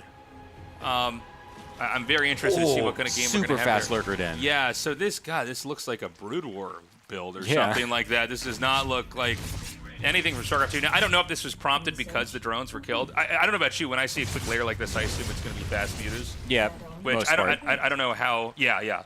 But I'm not sure how exactly that would play out. I'm trying to really keep an open mind in the new iteration of the game to kind of see what form the game can take. But this will hit very hard. I mean, we're at like just under 6 minutes here, and we're gonna have lurkers pretty soon. Mm-hmm. I mean, is this the earliest we've seen lurkers really in an RSL? I think so. Yeah, I think Rogue maybe tried something similar last season or the season before, or something I can't really exactly remember, as these Lings trying their best to get the surround on these Hellions, but unable to do so. 6 more drones getting killed off. It looks like the double Banshee found some success in the main base, as the Hellions will eventually get cornered, but not before killing a large quantity of these Lings as well. So again, everything feels like it's kind of going Clem's way. The only thing that hasn't is the scout on the Lurker Den, so he might be in the dark in that regard, and it looks like the Queens are getting loaded up into some Overlords as well. What am I watching? This is crazy. This is a 2-base Lurker all in. This is sick. Is this that variety we've been promised, I think it's finally here. It arrived and finally. Blizzard, stop what you're doing and leave the game just Stop as it the is right now. count. Stop the patching. Freeze the game. I want to see this for 100 more years. GG. Wait, what? What happened? What happened? What happened? Wait, what happened? I'm serious. What happened? Wait, what? Can we get like a? This is off brand, but can we just get like a rewind there? Like, I want to like go back and actually look at what just happened. What did we miss? The Overlord with the queens get caught, or We like were like, something was about to happen. we're so psyched. Lurker tech was ready to We go. were There were so queens went hyped. across the map. The stakes were What's that? high. She saw a turret and GG. She saw a turret in GG. Oh, That's what Mapu said. the detection, I guess, against the lurkers would have been there. I don't know. There you go. Well, that's my favorite game of the season. I don't know about you guys. That's what I'm talking about. That was sick. I don't know if that strategy was like a premeditated one. Or I think it or was. things got bad. Well, she did lose a couple drones early. That's true. That's true. I don't know though. It looked pretty. It looked very planned. I like it seemed like I feel like that's something you don't just come up on the spot. You're just like, well, I lost 6 drones to 2 Hellions. I guess I'm gonna do my good old fast lurker 4 queen drop response. Like, Yeah, I guess. I don't know. That was wild. that Okay. was interesting. Well, We were hyping that up so hard. We're just like, look at this 6 strategy. can we just at least like pull up a battle from another game and just play that? At least make it feel like something happened back there, really. because that's Holy moly. a weird way to end it. That yeah. was. She's not gonna do that again. We edged that game. We got right up to the climax with no. We're good. Hold up there. I'm here for the build orders. That's the kind of StarCraft I watch. I watch the builds and I go, I'm out. Oh, the army's about to fight. I'm not interested. I'm good. I don't need to see how this interaction Go works. taste this watch. I go, turn off the monitor. I've seen what I need to see. I don't need to see the conclusion of the Who cares build. what happens when the armies are ready? Holy, that was just. That's one. That was the least expected GG timing I think I've ever had. Like I was of late. literally not even like looking at. I didn't, Yeah. I like look up and it just says Game over. Clem's won, and yeah. I mean, don't lose too many drones when you're doing a very Ling light, fast tech build. I Yeah. guess that's the Don't thing to see learn. a turret. You don't look at a turret. Don't look at a turret. Don't look at a turret in the eyes. It's like gonna freeze Medusa. you. You Like turn to yes, stone. Exactly. Yeah. Okay, we're gonna go to Necropolis, which I just hope is as anticlimactic as that last game, because that's kind of Only build orders here. This is the new meta here. Yeah. Only new build orders. Only builds. No fights. Some of these older like strategy games where you can make an army, sometimes there's an option like, do you want to like play the fight or you just want to have the computer play it for you? And I'm like, oh, thank you. That's what I want. I want to cast a game, and then before the battle happens, I want to go, actually, no. let's just end it. Let's just skip forward. Yeah. I just want to only watch games where the build order decide everything. I told Just you, I'm pure here for build the order builds. win and loss games. I tried to get into competitive SimCity, and you know, I thought, well, I guess I'll have to deal with StarCraft, but there's a stupid fighting part where, you know, ooh, the armies are blowing each Oh other my up. god, no, that's so violent. I can't look at that. Yeah, yeah. I just want to I go, construct how things. barbaric. I am a construction worker, please. I need to know how to build. Okay, so game 2 is here, and yeah, I mean, let's see what happens here. I don't think we're gonna have anything close to what Scarlett did back there. Again, very, very different different style. I really wanted to But know I mean, what does it it would with look one like, turret? though. I mean, Mapu said one turret. And look, he definitely saw what we didn't. But is that enough to? I don't know. Like, I feel like there's some point to just trying. Like, you know, like Lurkers are pretty good. they're pretty good. You can know. miss micro. It's not like DTs where you know, if they have the turret, you're Yeah. like, well, this is just not going to work. Yeah. Okay. I can't wait to look at the VOD for that one just to see exactly what the setup was. 'Cause, I don't know, she I was obviously saw excited for something. that. We were so yeah. hyped. Yeah. We were This is hyping that so shit up refreshing. so hard. Oh god. Anyways, game number 2. Game 2. One SCV coming across the map here. Terran is almost at 300 minerals, so we'll be throwing down a command center early on. That sounds so weird to say. I know, because we all know command centers cost as much as hatcheries do. Yeah, that's a normality. Yes. That's the new normal here. So It's always been like this in StarCraft 2. yeah. But you know, let's see what I honestly think Clem probably just going to go for kind of that standard push play. It feels like it's going to be a little bit stronger, right? Yeah. Just the momentum that Terran gets. gives a little bit of extra wind into the build order sails there for the Terran. And Scarlett, you know, one of the things about her is that she really does have one of the widest ranges of play styles. She will do these like crazy, elongated, drawn out, slow macro games, or she will do like literally all-ins to end the game in as short of a possible as a game could be in. Now, you're pretty far apart from each other on this map. We've cast many games on this map now. I think we're all pretty familiar with it. But, you know, you get about 5 bases pretty easily. As it's very easy for Terran to kind of stay in their corner of the map and also play defensively. This could be the longest game we have of the night. You know, we've talked a lot about early game 300 mineral command centers and how much that boosts Terran early on, but it could also allow for, like, you know, a lot more proliferating, excuse me, command centers late game, end game. Yeah, exactly. A lot more orbitals, a lot more planetaries. That's actually the first thing I thought of when I saw the patch. It's just like, it feels like you can just really spam out the orbital commands and just, you know, spam out mules in the late game, which is already a very common and potent strategy from the Terran side. So yeah, that's definitely something that could still happen quite a lot. Of course, the planetary fortress cost also got changed just to you know, accommodate that. So it's the same amount to get a planetary compared to an orbital. But regardless, I feel like that is still going to be something to explore in the late game. Yeah. For now, it's going to be a 3cc opening from Clem yet again.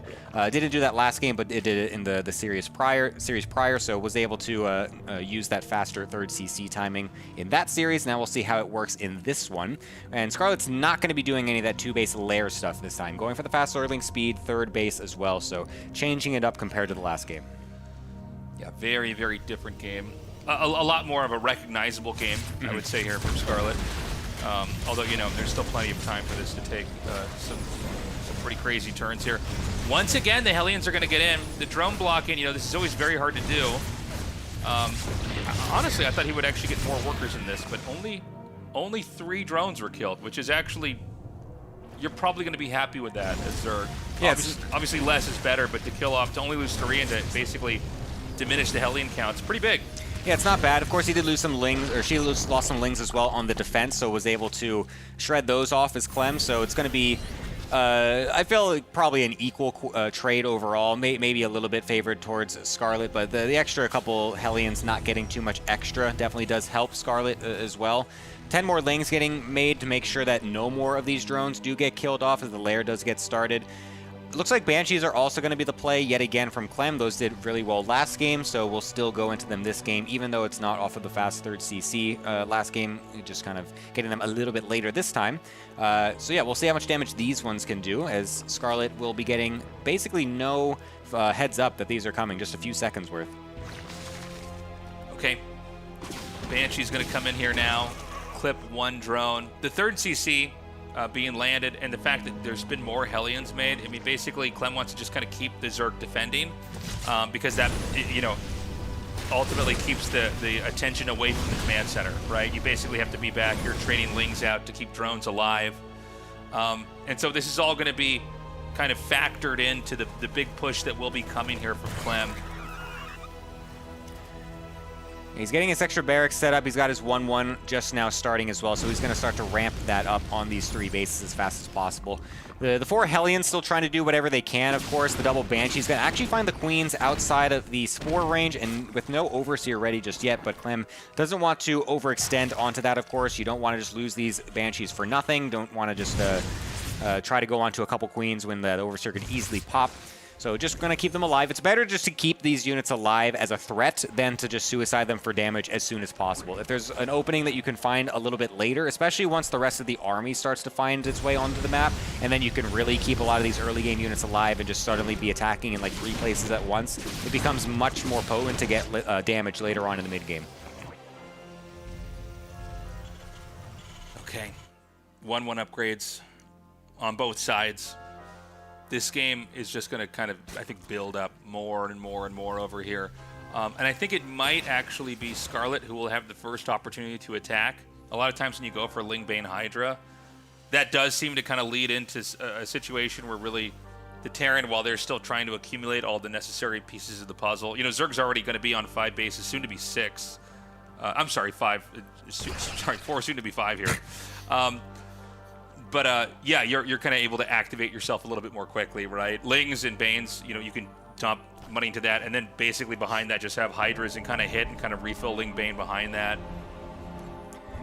Yeah, we're going to see a first push coming out with the double medevac, and actually a tank as well going to be joining this, but a massive Ling counterattack is going to get sent at the exact same time. A nicely positioned tank on the high ground will make it a little difficult to actually get too much damage done there, but still going to force a big evacuation, so that's a lot of mining time that's going to be lost. But this big attack at the front at the 4th base for Scarlett is now going to be the point of contention. Does she have the units prepared to actually kill this off?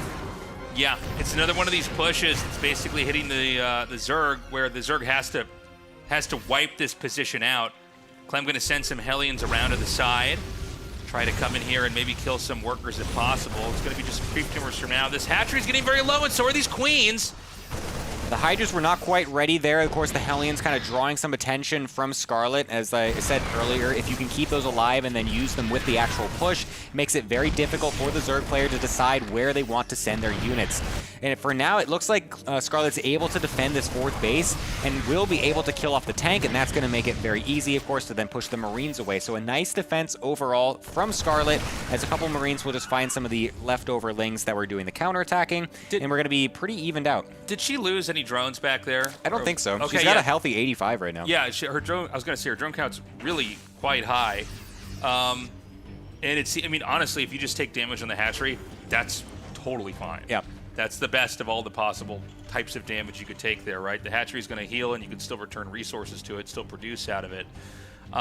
So Clem is going to be splitting his army, probably realizing he might not be able to win in a full-on push. Although right now, I mean, he's pushing up here into 12, and I don't see enough here for Scarlett to defend. Yeah, there's only a group of Hydralists here to be actually able to defend this 5th base location. The Baneling Nest is only halfway done, so this is just pure Hydra Ling on the defense for Scarlett. I feel like the Baneling Nest should have been a little bit earlier. Maybe she forgot it or something, because this is now going to get overrun. The Hydra's dying left and right. This is a great position, and yet again, Scarlett with a just sudden ending in the game. I actually thought there was a Baneling's Nest already made. Yeah, I mean, I just kind of expected there to be one. Now I think about it, I go, yeah, I guess I didn't see a Baneling that whole game, but yeah, nothing ready to defend. It's crazy to think that she held off the initial push on the left side of the map with just Hydra Queen and some Lings. And you can kind of see her panicking, I think, at the last second there. You saw 13 Hydras in the production tab, and I feel like that's not exactly the time to be making 13 Hydras. I think she's suddenly just like, oh god, this is really bad. It's crazy to have a Baneling's Nest that late. Yeah, I don't think there's any rationale for it. I think it might have just been a total... she might have thought she had it up. Yeah, and, you know, a lot of times you want to make the Banelings as late as possible. Right. That's kind of like the ideal situation. If you just make Banelings and then don't do anything with them and roll them around the map, you know, that's not the best way to play. But yeah, maybe she thought she had that tech up and it wasn't actually ready. I don't know.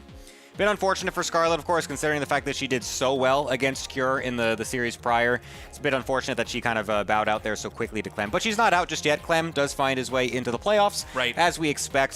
So congratulations to him, of course, to be making it out of Group D. But yeah, Scarlett definitely still has another chance in the group. Guys, check out my merch site. It's tastelessthreads.com. We've got RSL stuff. You do get a discount if you're a Patreon supporter. We've got other great stuff on there as well.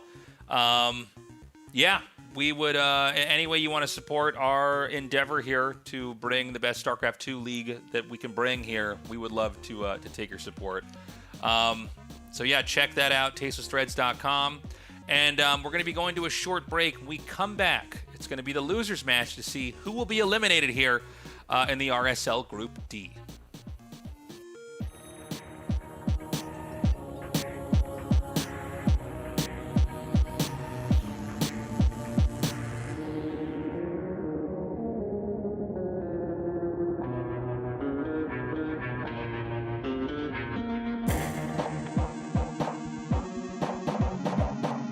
I do like that.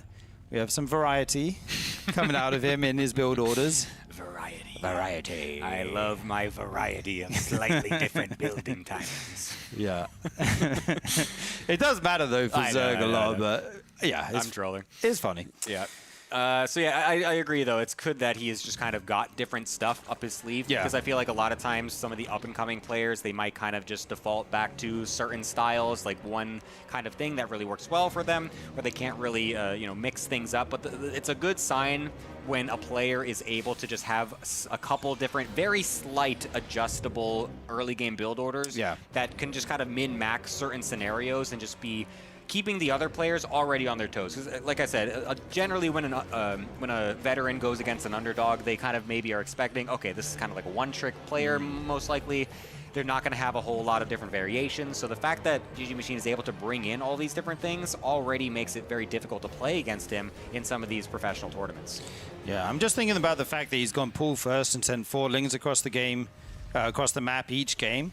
That might leave Bunny to be a little bit more conservative with his Reaper and maybe gets away with the Hatch first without taking much damage. But okay, he's going to send it across.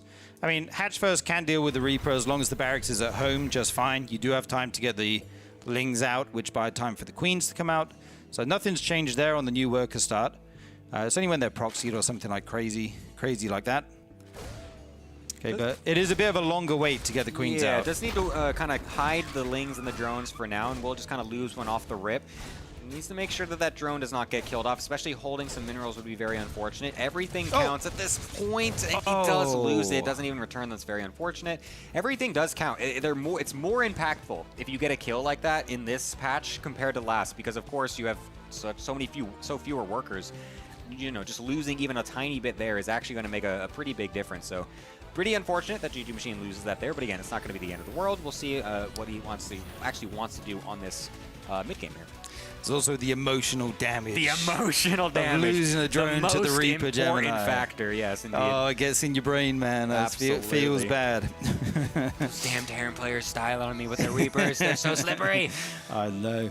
All right, we got a 3CC build coming out from Bunny. Going to be macroing up here. The Overlord's going to fly in at a very nice timing here. We'll actually go ahead and scout that if he keeps going. Oh, okay, he just turns back. Sees the extra rack, sees the Hellion production and the tech lab, and we'll just go home. I mean, not seeing the 3rd CC isn't the end of the world, but it's always nice, obviously, to get that confirmation. You can drone a little bit harder on 3 bases. This Reaper being annoying, but won't be able to get much more done now that Ling speed is finished. Dude, those moopies are rocking out over there. The what? Corner, the moopies. Oh, the moopies? Yeah, the moopies. Mabu, show me the moopies again. Go me those moopies. Yeah, there they are. Oh, we don't have vision. We can't see them rocking out anymore. Oh, there they are. Dude, look at these guys go. Oh, that's like me when I was hearing the sound of that healing shrine last game, dude. That was just really What are they out. watching there? I don't know what's on the screen. It looks a little What is going on there? It looks a little sussy, I'm not going to lie. Yeah, all right. Maybe we'll just move on. Sussy. Anyways, Hellions coming on over to the natural. We will try to get some drones. Nice Evo block, though. We'll be able to deny that for now. But now they're all just on the right-hand side. So Bunny trying to go around to get those drone kills. Actually, he's going really deep on this one. He's going to suicide them for as many units as possible, losing only 4 drones and some Lings. I feel like that's a pretty decent trade for GG Machine. Yeah, it's not bad at all. It can go way worse, you know, suddenly. You do lose the mining time as well. Have to make that Evo chamber, but that's another thing that I like the Zergs have started doing more and more these days is that quick Evo chamber when they pull the drones back. Like, I feel like 5 years ago we didn't see that much, but nowadays the top Zergs all do that. It's a really nice adjustment. Layer is on the way here as well as the +1 Carapace before the Layer. He's going to have this upgrade nice and early for that Marine push. eBay is just finishing for Bunny here. And yeah, we're just getting into this mid-game. Lings being spread around the map, give some vision, all that good stuff. So I wonder what this game is going to look like now, because it is looking pretty standard from both players. Of course, last game, the reason, a large part of the reason that GG Machine was able to walk away with that victory was because he went for the early aggression, and he really caught Bunny off guard and put a big dent in the economy early on. But this time, of course, that's not going to be the case, and we're going to be having the double medevac drop coming across pretty early, basically unimpeded. So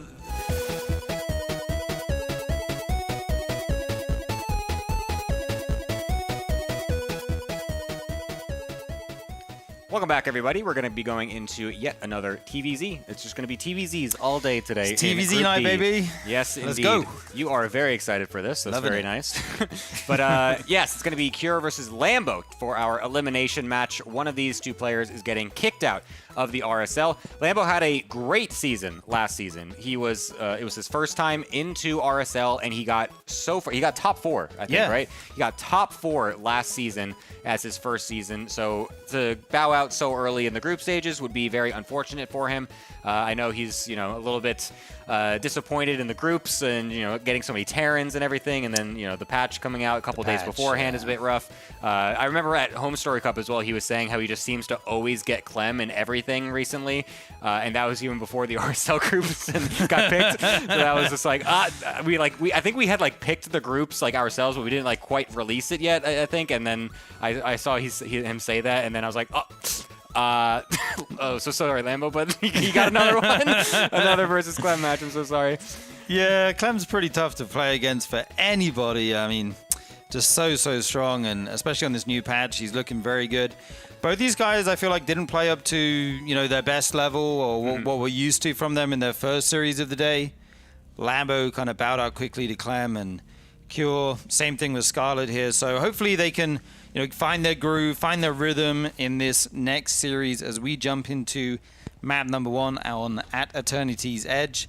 Man, the double preposition there really messed me up there. On At Eternity's Edge. It's the most awkward thing to say It ever. really is. I feel like we need to gentleman that we're only going to call it Eternity's Edge or something. I've already kind of started doing that as well. I think Roddy does that too.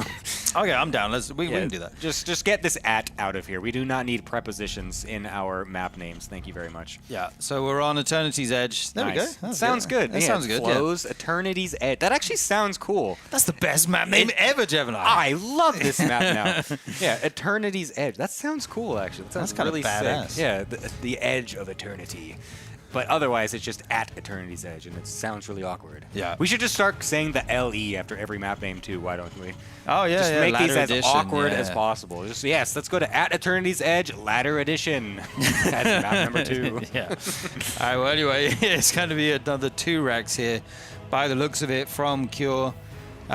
Did try this earlier on today. This time he's going no gas, though, so we'll be going for the Marine version of it. So, yeah, we'll just be pumping out plenty of Marines. Might just send them across the map randomly at some point to try to pick off an Overlord, or maybe even catch Lambo off guard with how many Marines he's got. Might wait for Stim a little bit later or something like that. I've seen a couple of those types of games in past RSL seasons as well. So, yeah, just a small switch up, but a very similar looking build from the front. Yeah, indeed. I want to see Cure do an 8-rax. I just want to see him do what we know him for, because I feel like he was literally the best Terran at 8-raxing. I feel like his execution was so good sometimes. So I'd like to see how that looks on the new patch with this buffed command center and just how much stronger it is. Right now, Lambo's going to have to make sure this Overlord actually survives if possible. Try and get it to that high ground as the Marines see it. It's going to be floating towards the barracks right now. He changes the rally point. There is that high ground there, of course. One Marine already firing at it. The second one comes out. It's quite a way to get to that high ground. It's going to go down. That's a big loss in the early game. I mean, that's kind of one of the points of this build, right? You try and get the first Overlord. If you find another one, that's the dream. There is that one on the high ground outside Lambo's net. He won't be able to get that. But sometimes you pick off another one. Just getting one is already good enough. Then you expand behind it.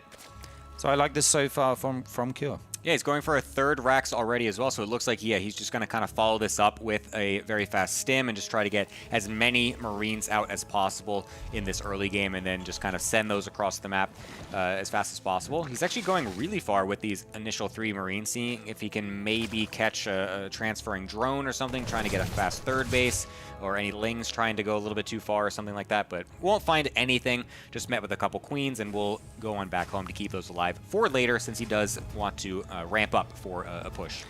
I like that Lambo didn't reactively make any Lings there. I mean, obviously a Lambo knows exactly what this build is and what he needs to defend it, but as a Zerg player, when you see Marines suddenly show up at your natural and it's more than one, it's like, make some Lings, but they're very calm under pressure, just keeps droning, gets his next Queen.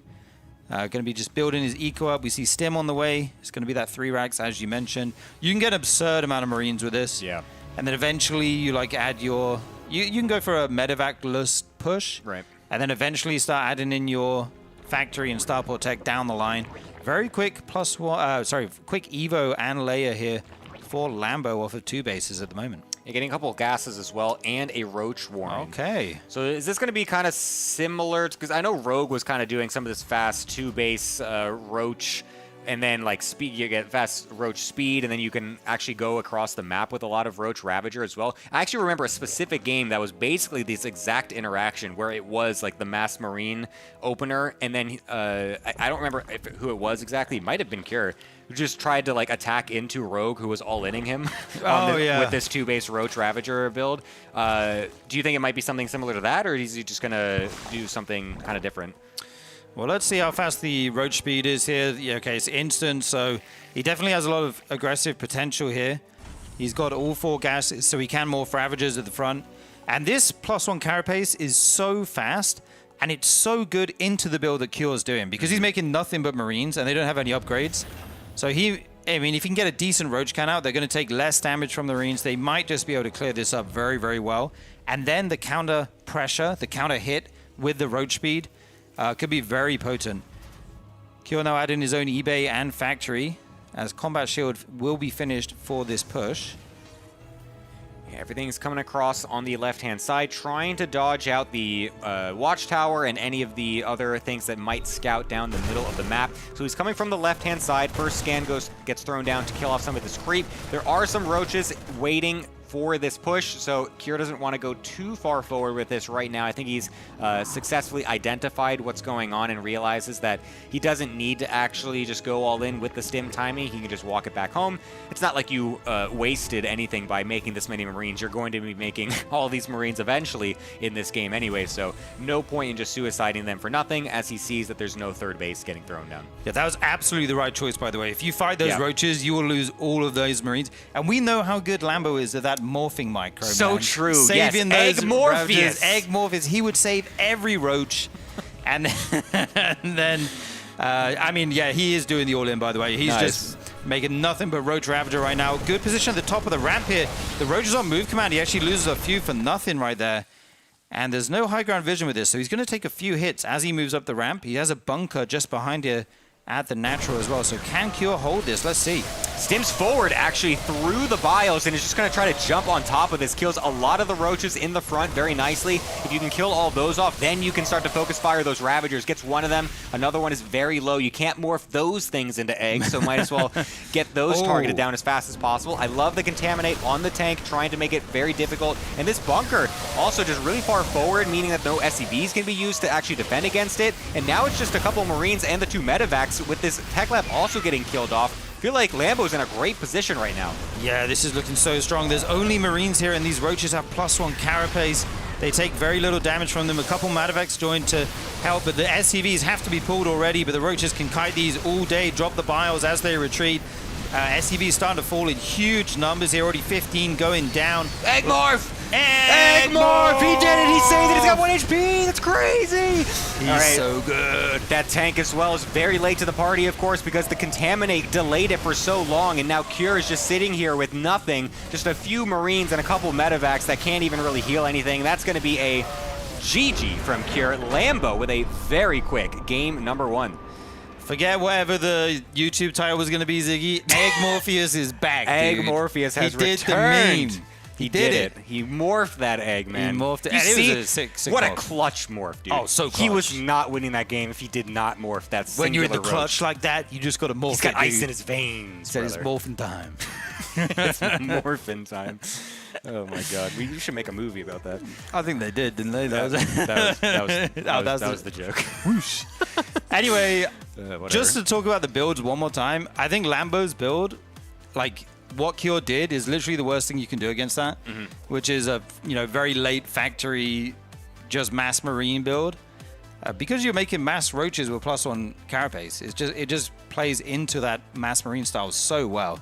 Obviously, he made the choice before he knows what Cure is doing. Right. Oh wait, no, he Did he? didn't. No, he No, didn't. No, he didn't. I No, thought- let's go back. Let's go Yeah, back. no, No. I So feel like- he goes for the 2 racks opener. I think there was a He sees his reaction. Marines, and then he can do a reactionary. Yeah, no, I just told a lie. So no. Steve just that's lied to you reactionary. live on air. He just lied to like 2,000 people. That was one of those moments where you just saying stuff and then you realize what you just said was the completely wrong thing. I thought you were talking about Cure for a second there. That's what I was talking about, dude. Okay, yeah. Cure was the one that just kind of, just Cure doing his did it. build. Yeah, that's what I meant. Yes, exactly. Now, Lambo could have done that reactively. Seeing the, 2 racks Marine, not Reaper opener. Yeah. Just goes, Road Travager all in with +1 carapace is pretty good against this. Let's give it a whirl, and it works out beautifully. I mean, that was just dominant, right? Yeah. Yeah, absolutely smashed that, push. Yeah, absolutely. Not close whatsoever. So map 2 is going to be Necropolis. RSL-Necropolis. Sorry if I want to be exactly correct. As we are saying every single thing in these map names now. That's what we're doing. Yep. But yes, it is going to be Kira over in the top left, Lambo in the bottom right. And for now, of course, I think Kira is going to be switching things up. Not going to be going for that same style because I think Lambo just showed that he is very aware of the exact response that he can have against it. Yeah, and just let's talk about the Contaminate as well. That was actually the clutch play. Huge. If that tank gets out and sits on the high ground, the push becomes so much more difficult, right? But beautiful Contaminate just to slow that down, make sure it isn't out in time for his Road Travager push. Just very, very well executed game plan there from Lambo. Oh, look at this thing. Wow, that thing looks pretty cool. It's like a Protoss statue. Is that meaning like Protoss players are all dead now, and that's like the last thing we have in the map? Like, is it like paying tribute to all the? Is that the paying tribute to all the Protoss players we've lost in this event? Just got a bit RIP on the top of it, and it's perfect. Yeah, well, Protoss players have won enough in our event. We need something else at this point. I can't believe you just said that. Did you just actually say that? Hey, I'm being real for a second. Okay. Yes, I will be real. Yes, we have had so many Protoss players. We now only have 4 in this event, and 3 of them are going to have a civil war in Group C tomorrow. It's going to be a very Protoss-less playoffs for this season. Yeah, but the thing is, we might still have a Protoss champion. Hero's and then Hero's going to win that it all. guy. Like sometimes we talk about, we have so many Zergs in the playoffs this season or whatever. Yeah, I think that was last season, right? Like Rogue got through, like a few more Zergs got through, and Hero just wins anyway. Yeah, because he's Hero. But how about I win anyway? Yeah, unfortunately, Hero very good at that, so kind of ruined our narrative there, but unfortunately, but we were ready to push that Zerg's broken narrative. So true. I had my Reddit threads typed up, ready to hit enter on all my alt accounts. No, I'm just kidding. I didn't use Reddit, but I was supporting you. Yeah, thank you. In that venture. No, I don't. I'm past my balance winding days, man. I gave that up long ago. I'm just go with the flow, Just let the patches happen. Who's talking right now? Hey, man, you go with the flow. I don't balance whine or anything. I'm not posting like I had a stint like back when it was like the drop overlord meta back in like 2019 or whatever. Yeah. And like the super invulnerable Niduses or whatever. Oh yeah. I had an agenda at that point. Oh, did you? I did have an agenda. I had quite a few Reddit memes being slammed out, ironic Reddit memes that were not really ironic. It was actually balance whining. You know what I mean? Yeah. Yeah. These days, man, I don't care. Fair enough. Anyway, it was a Reaper expand. Gonna come to the natural here, try to pick off some of these Lings as they dance around. Wait for this Queen to get out so he can finally send this Reaper pack in. There it is. Reaper will be forced to back off. 2 CCs. Okay, wow, he got that at 3:08 or something. That was insanely fast, this third CC time in. Let's just see how fast we can get a third CC this day. Today. I mean, that's all I'm looking at. Like, how fast can they actually make it without, like, cutting a bunch destroying of their build. Right. Yeah, that's very early coming out of Cure, so that's the current world record we've seen so far in our RSL today, so to get that third CC down. Yeah, Mapu was just showing the time there. It might have even been 3:06 or 7. So 34. What? Can you do maths? What time? 30 what? 6? Oh, please. I can't even talk around you anymore, Gemini. I can't be myself. I can't say numbers. It's so funny. I'm sorry. I'm too boomer-brained for this, I've been man. infested by my students, dude. It's literally just every single time. All right. Anyway, it was a very fast third command center here. It's a Hellion follow-up. You take it from here, Jim. Yeah, no problem. All right, we got Stim coming out. We got the couple Hellions coming across the map, meeting up with that Reaper, seeing what kind of damage they can do, trying to scout out absolutely everything. Scan might get thrown down eventually just to make sure they can clear out some of these creep tumors, but for now just going to be bobbing these queens around and then going to see if they can get anything over at that third base, but nothing just yet. As actually a lot of lings getting made here from Lambo just to make sure that he can deny this early Hellion harass, to make sure nothing crazy does happen. As of course, you know, there's been a couple games so far today where some early Hellions have gotten quite a few drones, so we don't want to have that happen from Lambo's POV. Yeah. Did you watch that interview of Rambo? That was Rainer plus Lambo. Of Rainer and Cyril. Where they're like eating a kebab talking about the new patch. No, I didn't. There was this moment where Cyril says 6-7 and Rainer just like pans to the camera and stares at it. It's so funny. I thought you said we were going to be done. I thought we were moving on from Oh yeah, no, that just popped in my head. It was really funny. Rainer's so funny, man. Anyway, the Hellions are still sharking around here, looking for any creep tumors that they can get, but so far not finding too many. There's so many drones in production right now. Rambo really ramping up here. Did I just call him Rambo again? Rambo ramping Lambo. it up. Rambo lamping it up right now. Okay, we got Leia on the way. We got or a what you might call it, a rare. Please. Oh, man. Right, yeah. We got the Baneling that's coming up as well, so that's not going to get forgotten. Of course, Lambo maybe seeing Scarlett's game the other time. Not making sure that that Baneling nest does get thrown down nice and early so that way he doesn't lose it, but really just hammering down the drone key. There's so many drones continually. I saw like 11 drones right there. There were 13 on the production tab just a couple seconds ago. Yep. So yeah, Lambo's really trying to get as many drones as possible. Of course, knowing that it is a 3cc build, has plenty of room to be able to get as many of those out as possible, even going into the double Evo as well, to make sure he can get his upgrades going even before the Terran. Yeah, I mean, this looks really good for Lambo right now. He's already got 3 base saturation, 65 drones. He's got a 4th going down. His layers finishing, +1/1 on the way already. Combat shield just about halfway done here. Nice little run by with the Lynx, forces the CC to lift. That's great. I mean, you're going to have to deal with the push, but being able to, you know, slow down the SCV production at that base for just a moment is fine. This is a Hellbat push, by the way. He's managed to retain all his Hellions, and he's coming in with them now. 9 Banes, 10 Banes are morphing. If they're ready in time, that would be great. But the drones have to evacuate for just a moment here. His third base is already pretty low. The Banelings do need to get some nice connections, of course. Kira's going to want to try to focus fire those down. Lambo keeping them alive as much as possible. Doesn't want to just suicide them onto those Hellbats. But for now, it looks like Kira's just going to walk away, seeing how many units Lambo has prepared for this, and will just keep his army alive for as long as possible. So nice defense from Lambo. Basically just had to take some HP down onto that hatchery, move the drones away, and was able to defend pretty simply. Yeah, he's going to be going into Hydralisk behind this. Go for that Hydraling Bane composition. You, of course, have the option to go into Lurkers later on, should you so choose. You can also add Ultras. You can have whatever tech you want, really. These Hellbats are still alive, which is something. But I feel like right now, Lambo's position is great. He's up 15 supplies, 77 drones to the 59 SCVs. Some units here may get caught. The Hellbats will help those Marines out right now, but yeah, it feels like it's a little bit dangerous for Kira to be on the map. He's got his army split into 2 right now, which is great, you know, for the aggressive potential he'll have. We saw Clem, you know, do something like this to great effect, splitting that Terran army. But for now, just gets a couple tumors, forced to go back and pick up.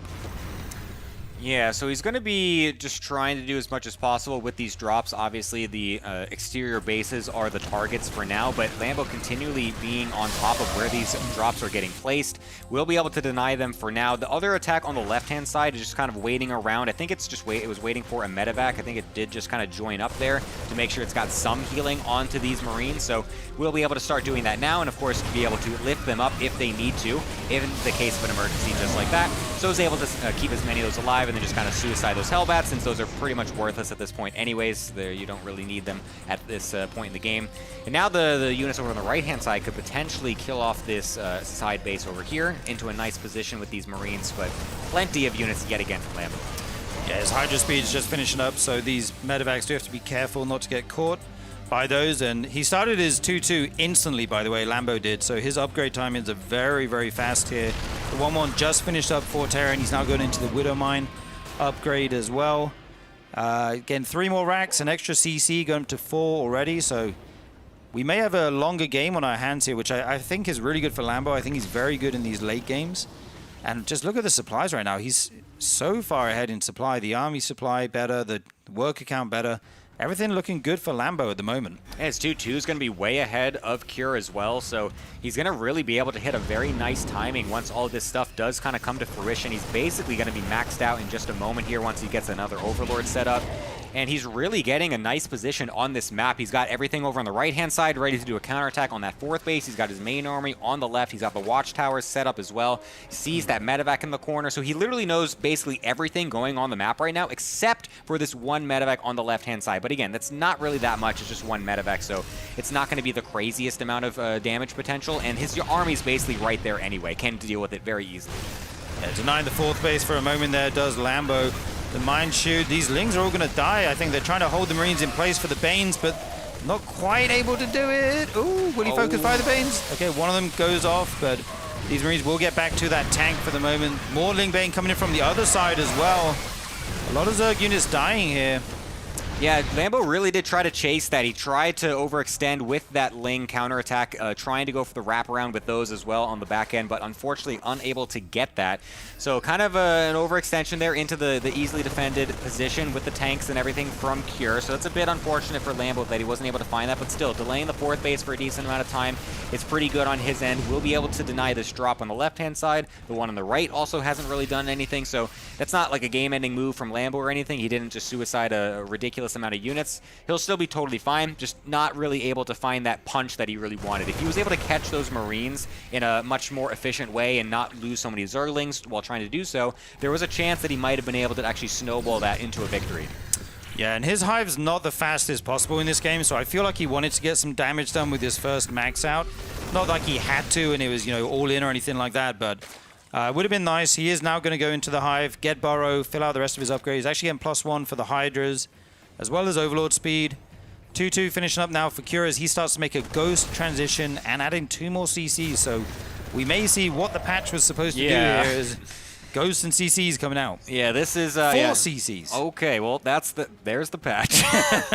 We were kind of waiting. We were saying, yeah, the late game, it's possible that you can just kind of spam those out a little bit easier now. And so, yeah, that's 11 minutes and 4 extra CCs getting put down. That is quite a lot of economy that's going to be coming on out. Lots of mules that could be dropped, a lot of planetaries that can be morphed as well. So we'll see how this ends up looking out. This is going to be our first real big late game situation of TVZ that we've seen on this new iteration of the patch. A couple medevacs still trying to find their damage out in the natural. Will be able to get cleared up pretty easily, but looks like they actually might have either killed there was a base there. Okay, yeah. So he was actually able to get a cancel on that forward base. That's pretty nice. Yeah, Queen going down as well. And right now, Kira has a lot of army on the left side of the map here. Lambo has a lot on the right. He has his army split, so he can deal with both sides of this Terran push. And he's added Infestors into this. He's going into Adrenal, getting his 3-3, kind of filling out the take. That Fungal completely whiffs, but I think until the Ghost count gets very high, this could be okay for Lambo still. 3-3 on the way for Cure as well.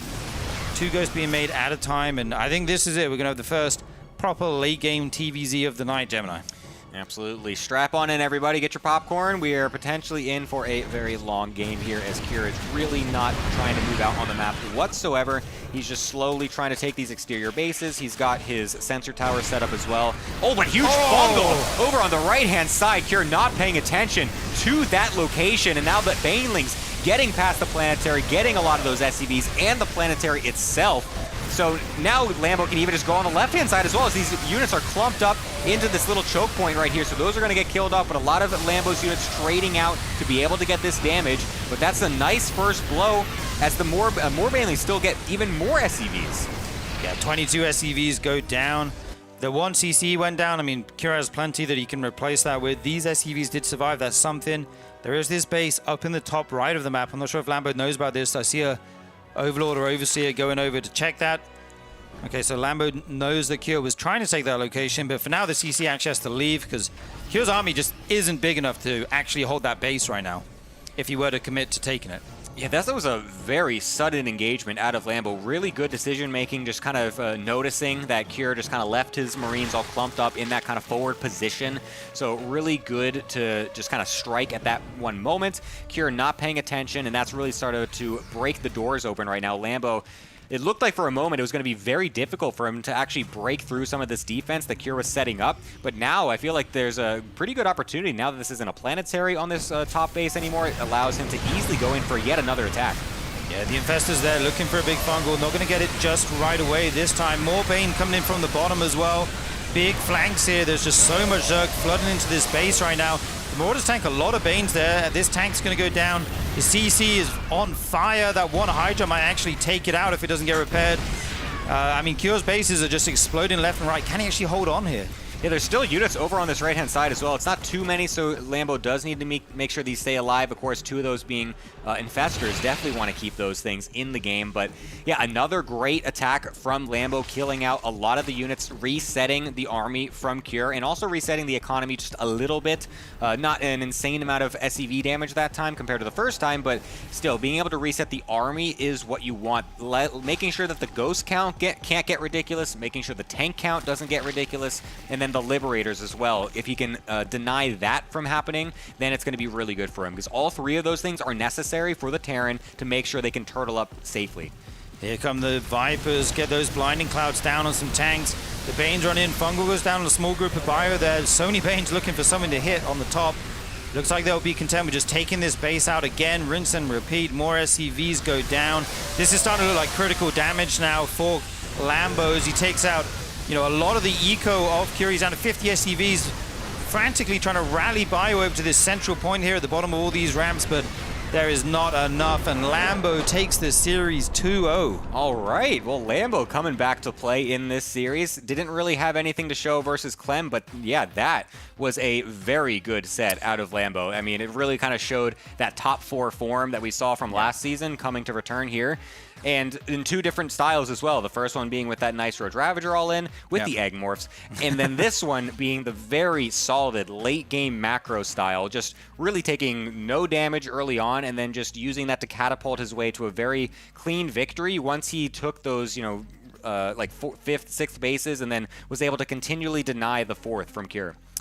Yeah, just amazing play from Lambo. I feel like he always needs a warm-up set, you know? Like last season it was the same as well. Like he didn't play as well as he could in the first set, and then after that he looked amazing. Today he was up against Clem, and sometimes it's just hard to play your best against Clem. He's so good at the video game. Lambo's also mentioned that he kind of has a bit of a mental block against Clem as well. Right. It's kind of just he ends up playing against him and he just kind of overthinks things and stuff like that. So yeah, it's rough to get a match against him in the opening series. Yep, so just looking at our groups here at the moment, Cyril and Beyond went through Group A, Rogue and Solo got out of Group B. As of right now, Clem has already advanced, and Lambo will move on to face Scarlett in the final match of the day to see who makes it out of Group D and who is eliminated. Yes, could be a Terran and well, it is a Terran. Right? Could be. Sorry. I was still like 2 series ago with my commentary there. Right, yeah. But yes, it will be a Terran and a Zerg coming out of Group D, so that's very nice to see. Of course, as much diversity as possible in the race layout for our playoffs will be great. And yeah, it's going to be one of the 2 Zergs. This is our schedule, by the way. Yeah, this is our schedule. I didn't know we were doing another slide. Yeah, neither did I, but here it is. It's all on the weekend, Saturday, Sunday, every day for 5 weeks. Not Saturday, Sunday for 5 weeks straight. And we are starting at 6 p.m. KST, 1 hour earlier than usual. And of course, Gemini, the final 2 players will be at BlizzCon. That's crazy, yes. Casted by Tastosis themselves as well. Oh, man. They will be there for the Classic Cup, so they're going to also be doing the grand finals of Season 6 over at BlizzCon. It's going to be crazy. Make sure you guys tune in for that. But we still got more coming for this RSL group. The final match of the day is going to be coming up, a ZVZ. Don't go anywhere.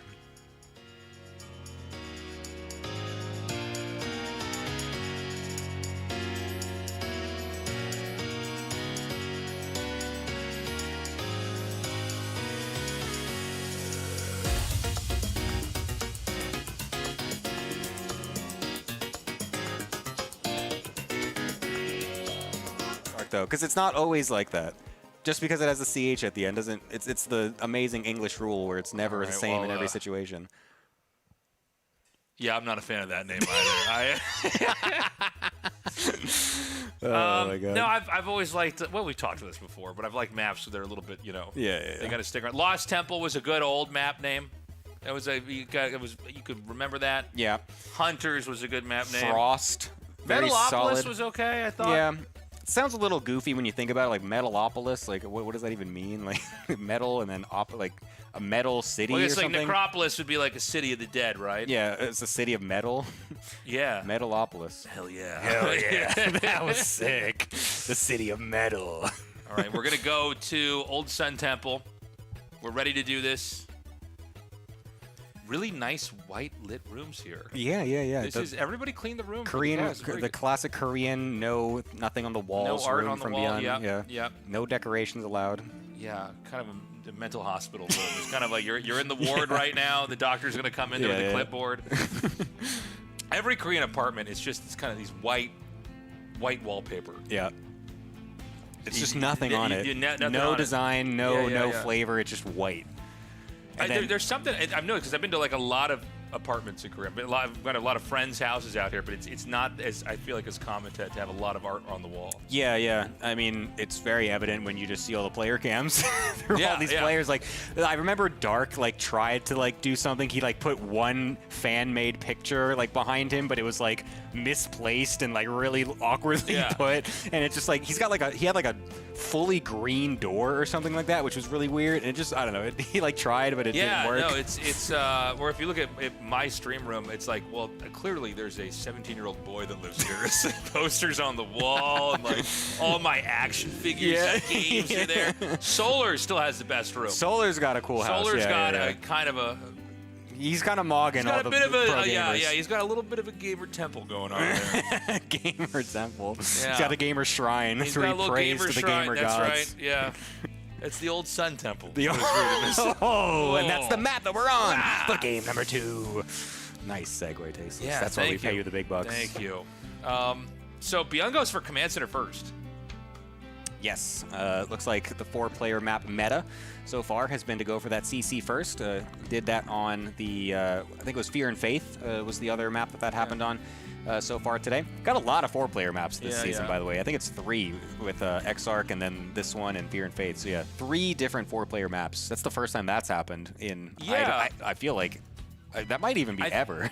I think so. I think it's worth trying a couple 4-player maps. We can, if we don't like it, we can always dial it back. But I think it's so important to kind of push what I mean, there was a period where we did not have any like speed zones or slow zones. That was crazy, and now we're like, oh, okay, well that's actually kind of a good addition. Yeah. I will also say that this map technically is actually a 3-player map because you can't actually spawn at all 4 points. You can't spawn vertically. Right. You can only spawn horizontally or cross spawn. So, right. And it does ping that as well for the players at the beginning of the game as well, so they see which possible spawns it is. So it's technically a 3-player map, but on a 4-player map layout. Right. And so Beyond, I think he had a pretty smooth game 1 here. He's going to be going for, like we said, CC first into probably 1-1-1. Although I guess we have had a couple games in the past, on different worker counts, of course, but where we did see a second Rax made after the factory. So maybe I shouldn't be too deterministic about the outcome of that. Yeah, there's still some potential ways that Beyond could take this if he wants to, of course, but I feel like he's been favoring at least some Hellions overall, but he does seem to also go into that quick medevac play. It felt like last game was kind of like that, where GG Machine just didn't expect as many Marines as there were in that one attack, and so that was kind of, again, due to the fact that Beyond went for the double Reaper, had the 2 barracks pretty early, and so was able to get much more Marines. So that's definitely still a possibility, but looks like it's going to be the faster starport this time, so going for a little bit more standard 1-1-1 stuff out of Beyond. So I don't think there's going to be a ton happening here. I mean, Zerg really can't do that much. Obviously, you're quite far apart here. It just...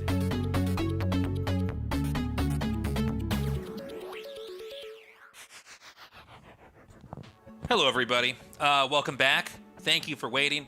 It's time to close out Group D with the final best of 3 of the night. Yeah, we got a ZVZ, our first one of the night. It's been all ZVTs up until now. Yeah, we've been waiting, It's been a bit of a ZVT deep dive here, but this final ZVZ of the evening is a welcome one. Lambo versus Scarlett, another matchup that, I mean, is it 2026? Right, This is crazy. it feels like a blast from the past, right? Yeah. I can't wait to see how this goes. ZVZ, like, a lot has changed in the matchup. Yeah. Since the 8 worker start. The early game especially, all the different builds, kind of rock, paper, scissors in a way. You know, like Temple is really good against Hatch First, but later pools are not good against Hatch First. All that kind of stuff. So I think a lot of times you get these patches and these balance updates, whatever you want to call them, and people kind of focus on the asymmetric matchups, but a lot of times the impact on mirror matchups is massive as well. Yeah. I think Zerg versus Zerg has been impacted a lot. I hear that PvP has changed a lot. Yeah. You know, I'm not a Protoss player, but it seems like there's a lot of different stuff there as well. But we'll be diving into it. Eternity's Edge is going to be our first map here. Lambo in the top left. Scarlett down here in the bottom right. Yeah. So one player is going to be eliminated. The other will be going on deeper into the RSL.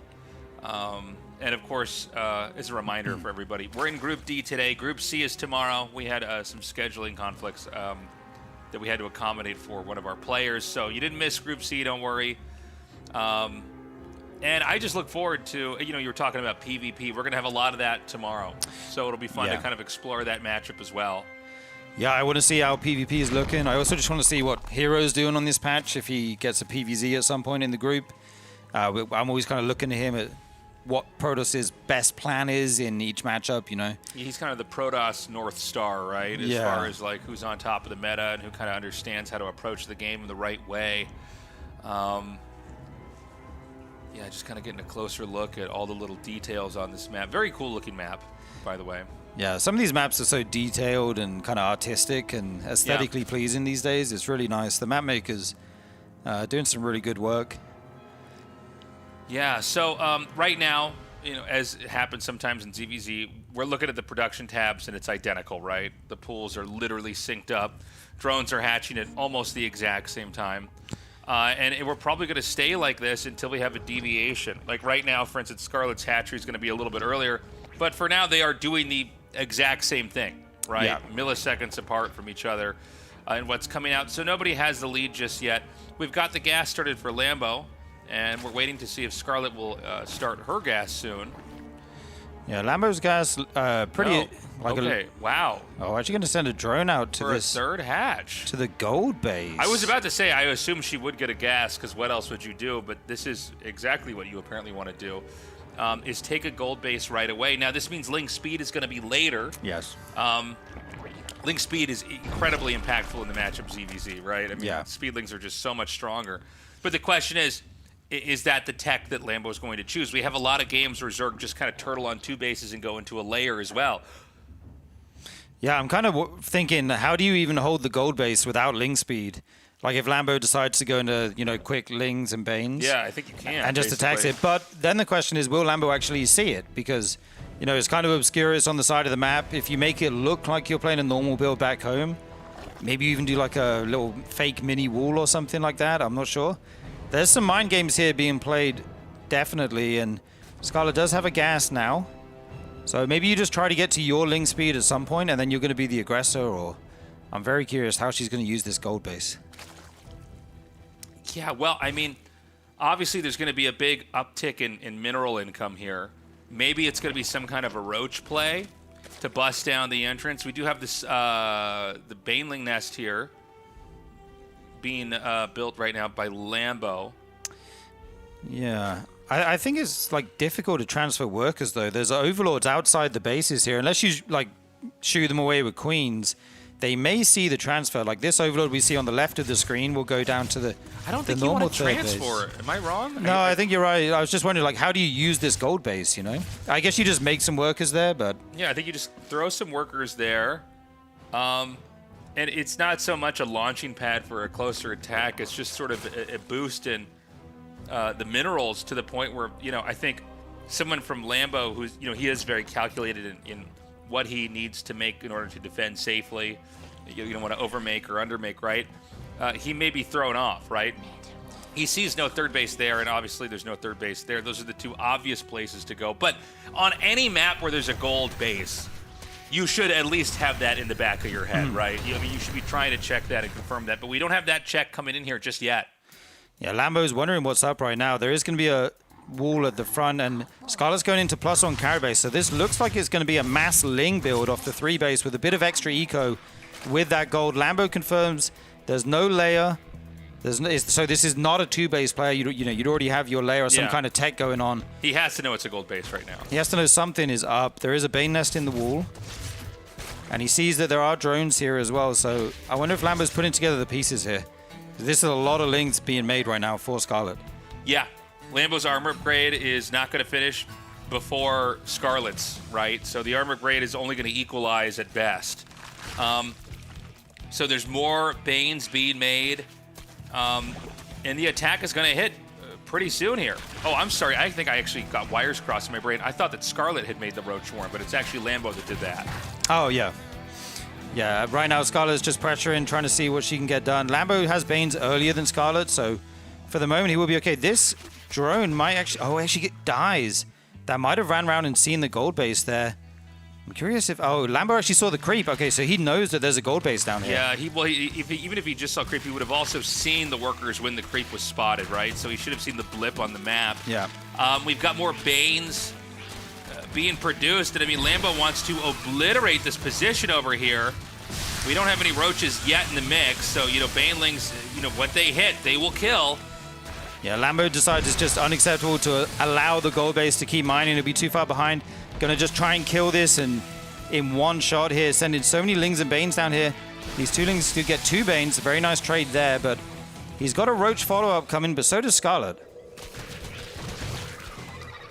Yeah, this is getting pretty hectic right now. We've got a lot more Lings and Banes coming out here for Scarlett. Scarlett is basically in a position now where that gold base has really kicked in. Obviously, drones were transferred off and are back on, but you're getting the boost from that. And keep in mind, Lambo is not really mining from the mineral-only base. We've got some damaged drones. Damaged drones obviously still return full minerals, right? So Scarlett's pretty comfortable, and I think this is the moment where she's going to be activated on the map. She's going to be coming out and trying to basically flatten the third and or natural base expansion here and take that out. Now there's a big counterattack from Lambo, and I don't see anything to defend here. In fact, he's going to be able to take out both queens, drones, everything over here.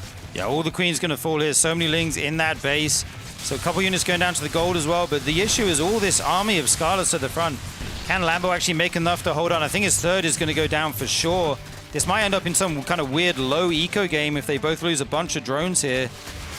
Okay, Lambo sending some Roach and Banes over to deal with these Roaches. 14 drones go down for Scarlett already. That run by was a big success, but Scarlett still has the worker lead. Yeah, for the moment. For the time being, yeah. And of course, the gold base is just going to be more minerals coming in every time you return that. But it does seem like Lambo's kind of stabilizing right now. Scarlett's going to try to I think, regroup here. It does feel like everything positionally for her is kind of fractured, right? There's like roaches here and there, and Lambo's a little bit more consolidated in his position. He's able to kind of pick his fights and win them when he can. Lambo is going to move down now, and this gold base, it's a very easy location to attack into. It's far away from the other production facilities, and of course it's high value, so it's not a situation that Scarlett can really abandon without possibly giving up any opportunity to win this game. And I think Lambo may be close to just closing this one out. Yes. It feels like the reinforcements are going to show up right when the units that were there are dying. And without this base and Lambo being on a healthy third base, I think the game will end. Yeah, everything falling to pieces here for Scarlett, making one last-ditch attempt to save the base, but cannot in the end. And Lambo, the run-by was so clutch. It took out 28 drones. If he doesn't do that run-by and just tries to defend to the front, I think it looked really good for Scarlett. She just had more roaches. But the mobility of the Lings, getting in there, taking out all the queens as well, so you don't have as many injects. Really good run by Lambo. And I thought he was in trouble at the beginning when he didn't see the gold base for so long. Same. And Scarlett was mining from it as well. Really cool game plan, by the way.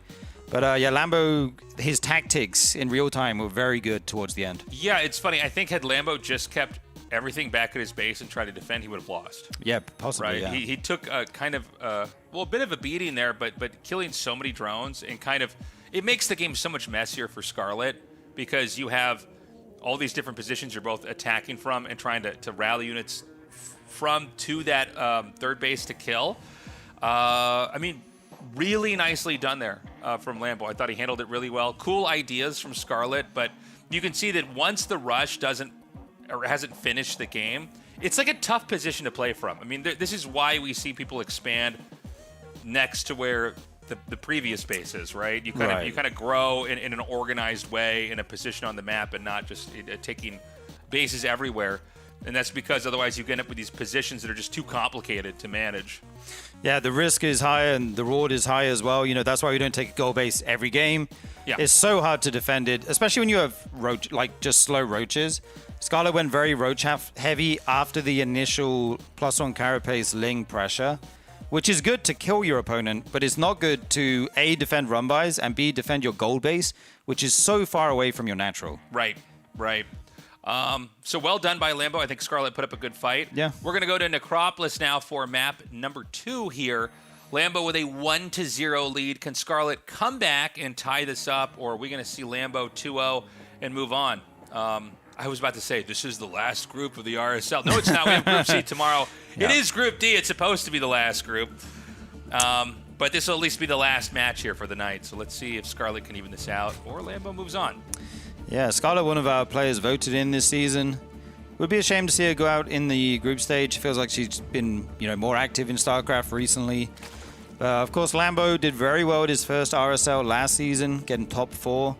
We'd also like to see him move on, so, I mean, one of them has to go. It's a shame, but that's the way it is in the groups. And we will be finding out who it is shortly. Right. So last game we had similar openings until we saw that break where it was Scarlett going for the gold base here. We'll see, what these two have planned for us as the game starts to develop. It was Lambo going with an extractor trick initially there. Yeah, there's basically 2 good builds at the moment. There's 11 Overlord and there's 12 Overlord into extractor trick. Right. And Lambo's kind of talked about this, and he basically said the difference is almost negligible. 12 Overlord, 11 Overlord, it's basically the same. Like, it's so similar in terms of eco that you can do whichever one you prefer. Right. Was kind of the TLDR of that one. Lambo actually going to go for the hatch first this game, while Scarlett opts for the pool first. So Lambo's eco will be slightly better, just a little bit. And, it's going to be hatch first versus pool first. So, it already is a different startup here. We'll see if they end up in roughly the same spot here. But nothing really cheesy coming out just yet. Yeah. A hatch first.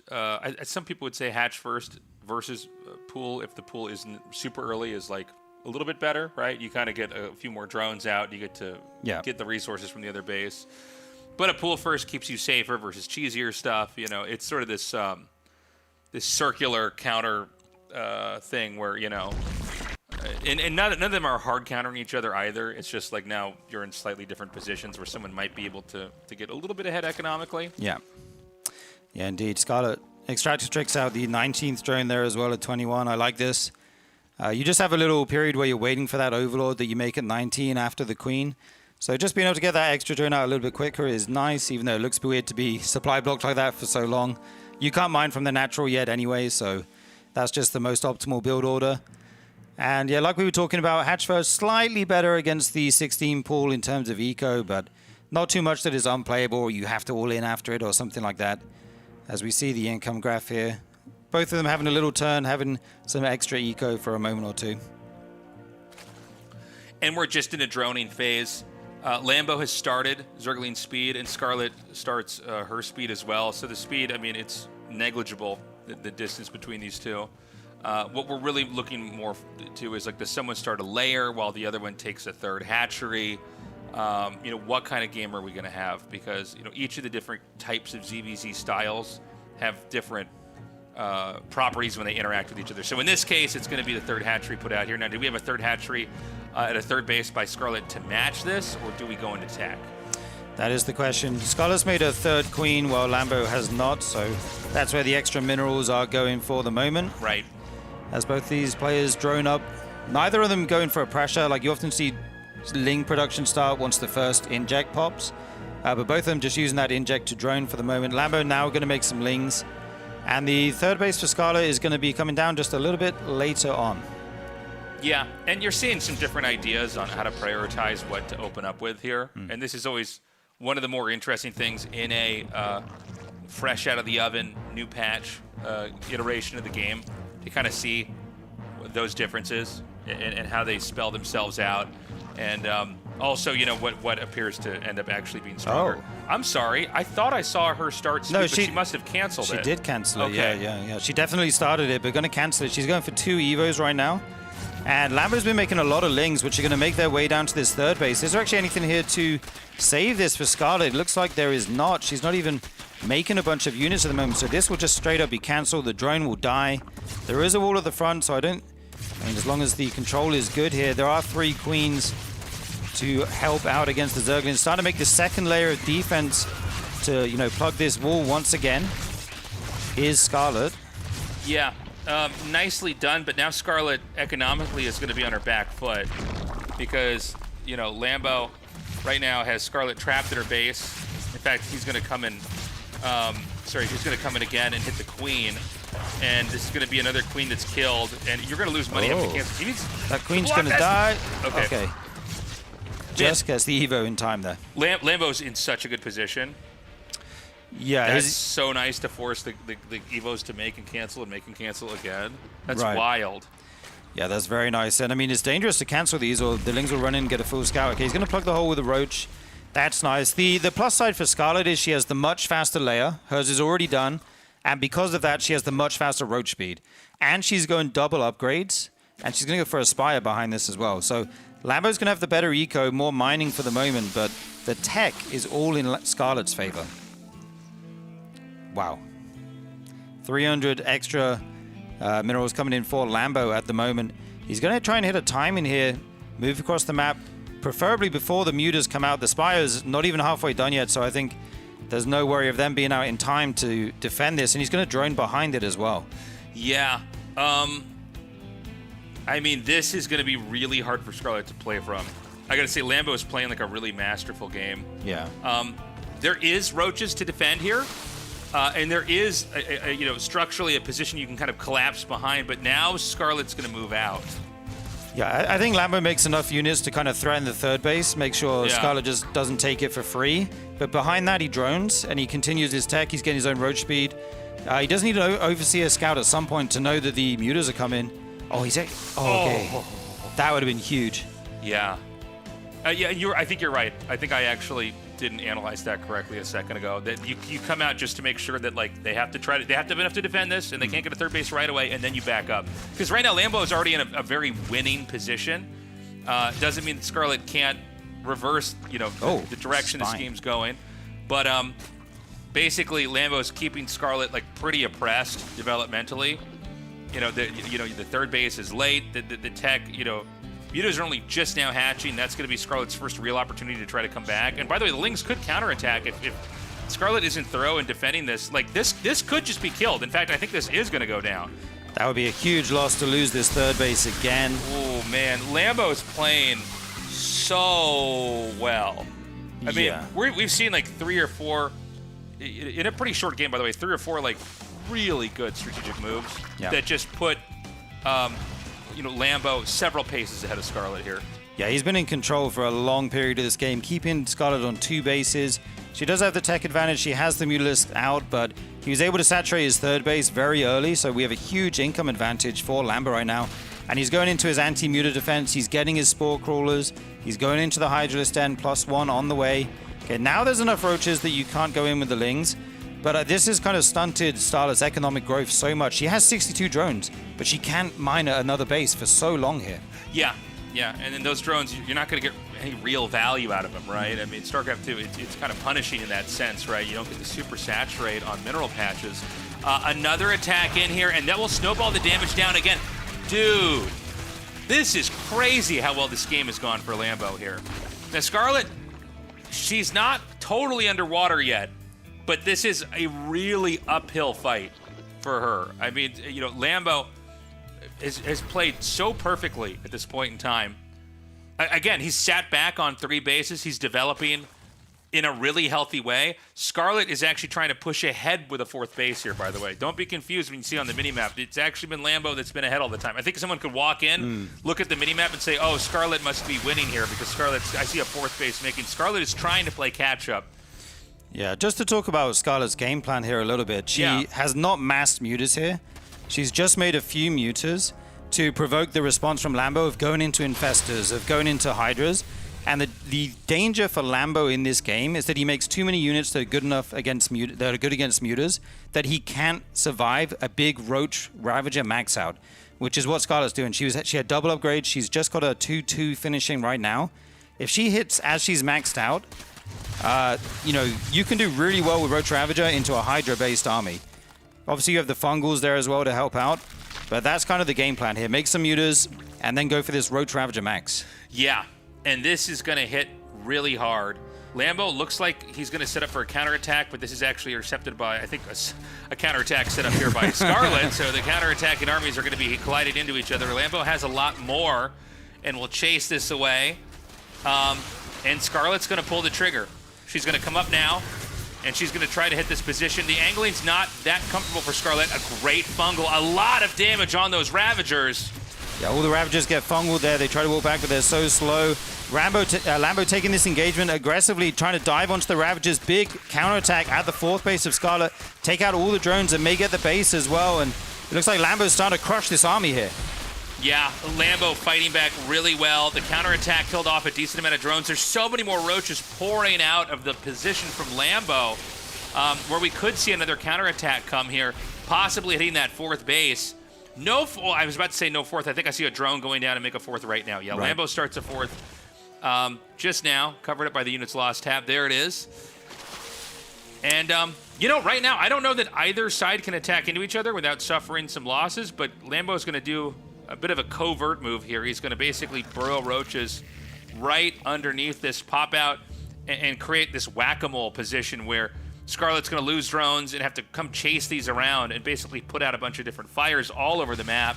And from there, Lambo might be able to set up for another punish where he hits another base. Yeah, Scarlett's army's all out on the map, by the way. It's going to be very difficult to deal with these roaches once they start unburrowing in all the different bases. Like you say, kind of whack-a-mole style. Going to get the queen here. More drones going to fall at that base. Scarlett's going to say, okay, you've got units on my side of the map. I need to shove. I need some counter damage. Going to start to get the roach run. If that goes down, Lambo can make roaches, but so many more coming from this side. The fungal goes down as well. Lambo encroaching this army here. Yeah, juicy fungal there. And, you know, it seems like Scarlett's reinforcements are slowly being overpowered here. What looked like a strong position turned into a surround on her army, and the roaches are still present here. You can see Scarlett's having to come hunt these down and pick them off. There were still 2 hidden down at the 3rd base, close to 6 o'clock. And Scarlett's supply, it's starting to get a little bit shaky here. She's at 138. Lambo, with a decent income, he might have enough muscle here. I mean, the army supply is 100 to 77, so I think if Lambo just regroups, he should be able to take out one of these bases from Scarlett. Yep, that 4th base looks like a prime location for an attack. Scarlett had to re-drone there as she lost so many, which is lava you're not spending on your Roach Ravager army, so you can see the army supply in favor of Lambo right now, as well as the workers. I mean, the main's starting to mine out here. I feel like everything's going his way at the moment. He's actually making a round of Lings here, which is very interesting at this point. I'm trying to find a reason you would make Lings at this point. I guess for a run-by, like he's going to send them around the side of the map to attack somewhere Scarlett doesn't expect. Continuing with the burrow harassment as well is Lambo sending those few roaches in to make as much of a nuisance of themselves as possible. Okay, he is going to come down now. Scarlett has got some of her army in the middle, in between the 3rd and 4th base. And it looks like, yeah, Lambo's going to have to just kind of break off from this and regroup. Scarlett wants to make a hatchery, I assume, over here. You could actually use those burrowed roaches to prevent that. Yeah, Lambo now begins the lurker transition, which is very far away for Scarlett. She doesn't have the infestation pit yet, or even a Hydra down at the moment. Actually going to force the cancel with just the 3 roaches there. Yeah, you can technically damage that down to the point where it dies if you do that right when it starts. Yeah. Well, you know, it's funny, when you have tech like this, it can be hard to attack into each other, right? Like, especially if the defender has a wider area to spread units out, it kind of doesn't make sense to have anything forced through a bottleneck, right? You're just going to be trading poorly. And the Scarlett's freeing up supply by coming up here and hitting Lambo, taking out drones or queens or anything she can find. Yeah, she's now beginning her own lurker transition, but it's much later than Lambo's. So I do worry he may have some kind of lurker time and he can hit once range finishes, something like that. These roaches will all be cleaned up at Lambo's third base. I don't think they got too much done at all there. Still full saturation. Lambo has 6 lurkers on the way right now. Going to start that range upgrade as soon as Hive finishes, I imagine. And the Hive just now begins, as well as the lurker den for Scarlett.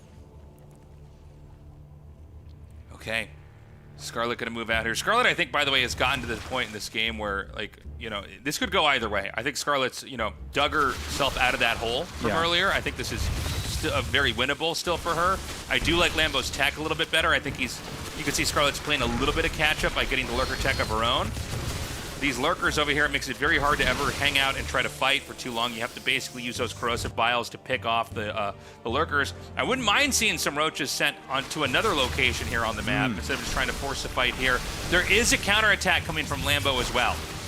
Yeah, moving down towards that 5th base of Lambo are these roaches and 2 lurkers as well. So it's going to be very difficult to defend that with just, you know, roaches of your own. That base will probably fall. Scarlett's still trying to make it work over here, this push. Throwing down so many biles, picking off whatever lurkers she can. +3 +3 attack as well as lurker range on the way for Lambo. So his attack is so far ahead right now. Seismic Spines finishing up. And yeah, that might be the moment he decides to, you know, I can actually do something with these lurkers, not just defensively here. Yeah, this hatchery is still here. Lambo's been defending this for minutes now. And it seems like Scarlett's going to eventually abandon the push over there. You really can't, you know, pry that position open very easily. Scarlett moves up towards the upper right, but Lambo's in both positions here. This charge is being led by a drone that I assume is going to be used to make a base up here. They're all scared of him. That's look. Scarlett the drone right there, chasing him down. Fearless leader of the Zerg. Looks like the drone's going to be sent back probably. Or maybe that's just going to be in the control group. We'll see. But anyways, right now, Lambo could pounce on Scarlett in the 3 o'clock position here. I don't know if Lambo actually knows that location's being taken either. Yeah, he is posturing down here. Scarlett is actually burrowing roaches through the middle of this army. There's no detection, though. She actually unburrows on top of everything here. The lurkers will try to burrow and get their damage off in time. I'm not sure if it was a good idea to unburrow here. That looks very suspicious. I think, is it better to just stay under there? I guess the problem is either way, that army's going to come up there and do a lot of damage. But that was a bad exchange for Scarlett, whose supply has now plummeted to 75% of what she could have totaled out right now. And I think this is a real opening now for Lambo. Lambo can come down here and take out a base or two and maybe even press for more damage or retreat and try to get even bigger. Yeah, the hatchery falls. Lambo's building up a big bank here, by the way. Not only is his army bigger, he can remake so much more than Scarlett, and she realizes it. GG is called. It was like a really good game until that, I think, kind of questionable unburrow. Yeah, that was, I mean, I don't know if she thought, oh, he's probably going to have an overseer coming as well. I need to just do something quickly before my army's under the ground and gets detected. Or maybe she thought I can unburrow, pick off a few lurkers and run away before they burrow. I'm not sure what the idea was there, but the trade ended up going Lambo's way for sure. Yeah, I mean, Lambo played really well. Scarlett, honestly, looked fantastic today. Yeah. I mean, we're really grateful that she came back to play in this RSL, but she looked very, very fearsome overall today. Yeah. But Lambo wins 2-0. Lambo definitely playing better. Yeah, awesome to see Scarlett still playing in 2026. Yeah. Lambo, though, he was so in control of that last game, I feel like. The way he denied all those bases again and again and again and was just always teching, like, quickly. It was some of the best early game ZVZ we've seen. Yeah, it was great. Like, just a perfect decision-making. There were, like, 4 or 5 punishes in there. It's actually a testament to how strong Scarlett is. Yeah. That she basically came back in the late game, and if you had just, you know, you just showed up to that, you would have no idea that she had taken a beating that hard early on there. So that does it for today, guys. We're gonna pull the results up, or I'm gonna pull something up in just a second here. There we go. Yeah, as you guys can see, Clem and Lambo. I guess we don't have the score up there, but Lambo wins 2-1 there. Scarlett is out 1-2. Yep. And we had to do Group D before Group C here because of some scheduling conflicts. So we're gonna be back tomorrow for Group C. Yeah, Cure goes 0-2 in groups. I think that's quite a shock. I mean, Cure's been very strong for a long time. I'll tell you, man. I mean, Cure is one of the best players there is. So Yeah. it is wild. And also, by the way, no disrespect to the players in this group. I think a lot of people thought Cure would get out of this group. I mean, I had Clem and then probably Cure. Same. Probably. Like, I think it's pretty contested between Lambo and Cure. But I was favoring Cure. But yeah, I didn't expect him to go 0-2 at all. No, I mean, it's crazy. Obviously, we're in a new patch. Things have been changing. And we're kind of in a discovery mode here, right? As far as what's going to work. And we have a lot of players labbing things out in this tournament of ours in real time. We are in week 2 of the RSL, but we're going to be on every weekend. We're going to be on tomorrow as well, by the way. And if you have been living under a rock and you didn't know, well, how embarrassing, but don't worry, I'll fill you in on the secret. Well, it's not really a secret, on the thing everybody knew but you.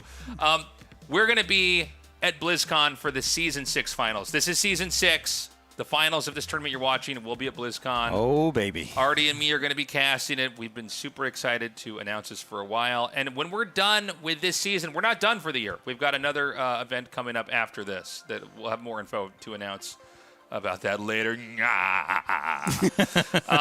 So here's what is going to be going on each day, guys. So after this weekend, we're going to be in the upper bracket quarters.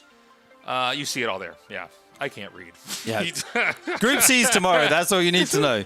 I can't read. There's a lot of words on this screen. Words that I don't use when I talk about tournaments. I'm like, I can't. You know what? Can we get some more pictures on these slides?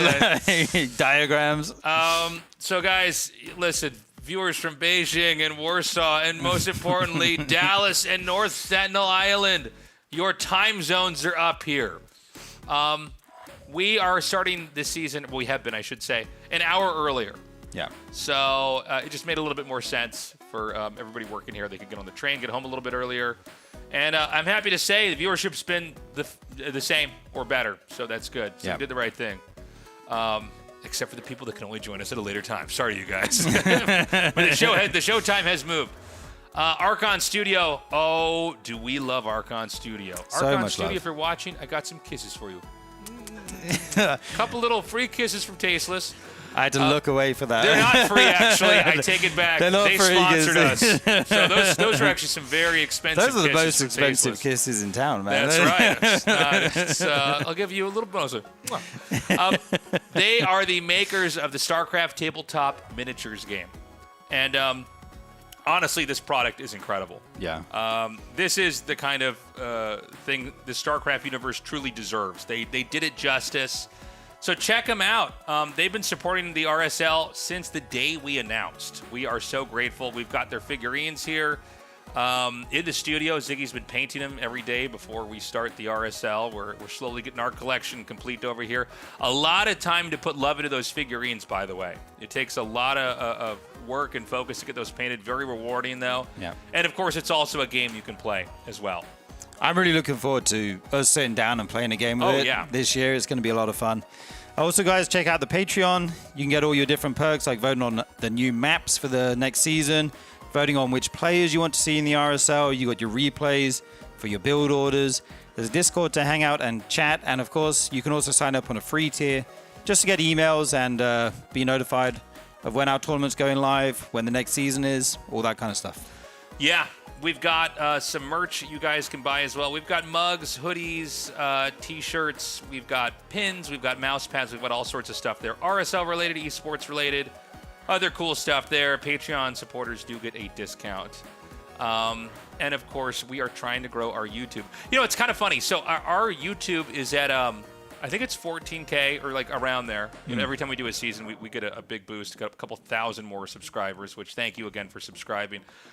When we stream this, we stream on multiple platforms. We stream on Twitch, YouTube X, Kick, everywhere we can. Our YouTube viewers are like 600 or something, which is wild. Concurrent for people watching, which is wild for the size of the channel.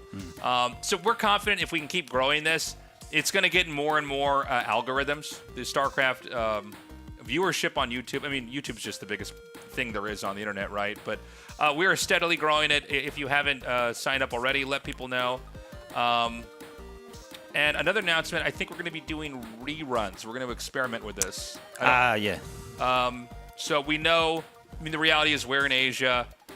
We've got a lot of players in Europe. It's not the best, it's not the easiest show to watch in a U.S. time zone. And so we figure we're going to try to mess around with reruns. I don't know if it's going to be starting tomorrow. We'll see. We'll see if we get it all figured out. I've never done reruns before, but we'll figure something out.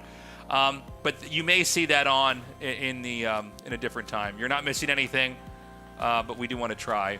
I think just having this on Twitch. Twitch is so big, especially in U.S. hours. It's just, I think, good to have a rerun that's on that people can kind of see and go. A lot of people still don't know about this. Yeah. This tournament. This is the newest of the tournaments. So expect that. Yeah, keep it accessible for everyone who couldn't watch it live. Right. Maybe you're sleeping. Maybe you're working. So, maybe you're doing your hobby or whatever, maybe you just couldn't catch the show. Like, maybe, I'll keep going to maybe you're scamming people on the internet and stealing their money. I'm like, maybe, yeah, I don't know. No, but I don't know where that came from.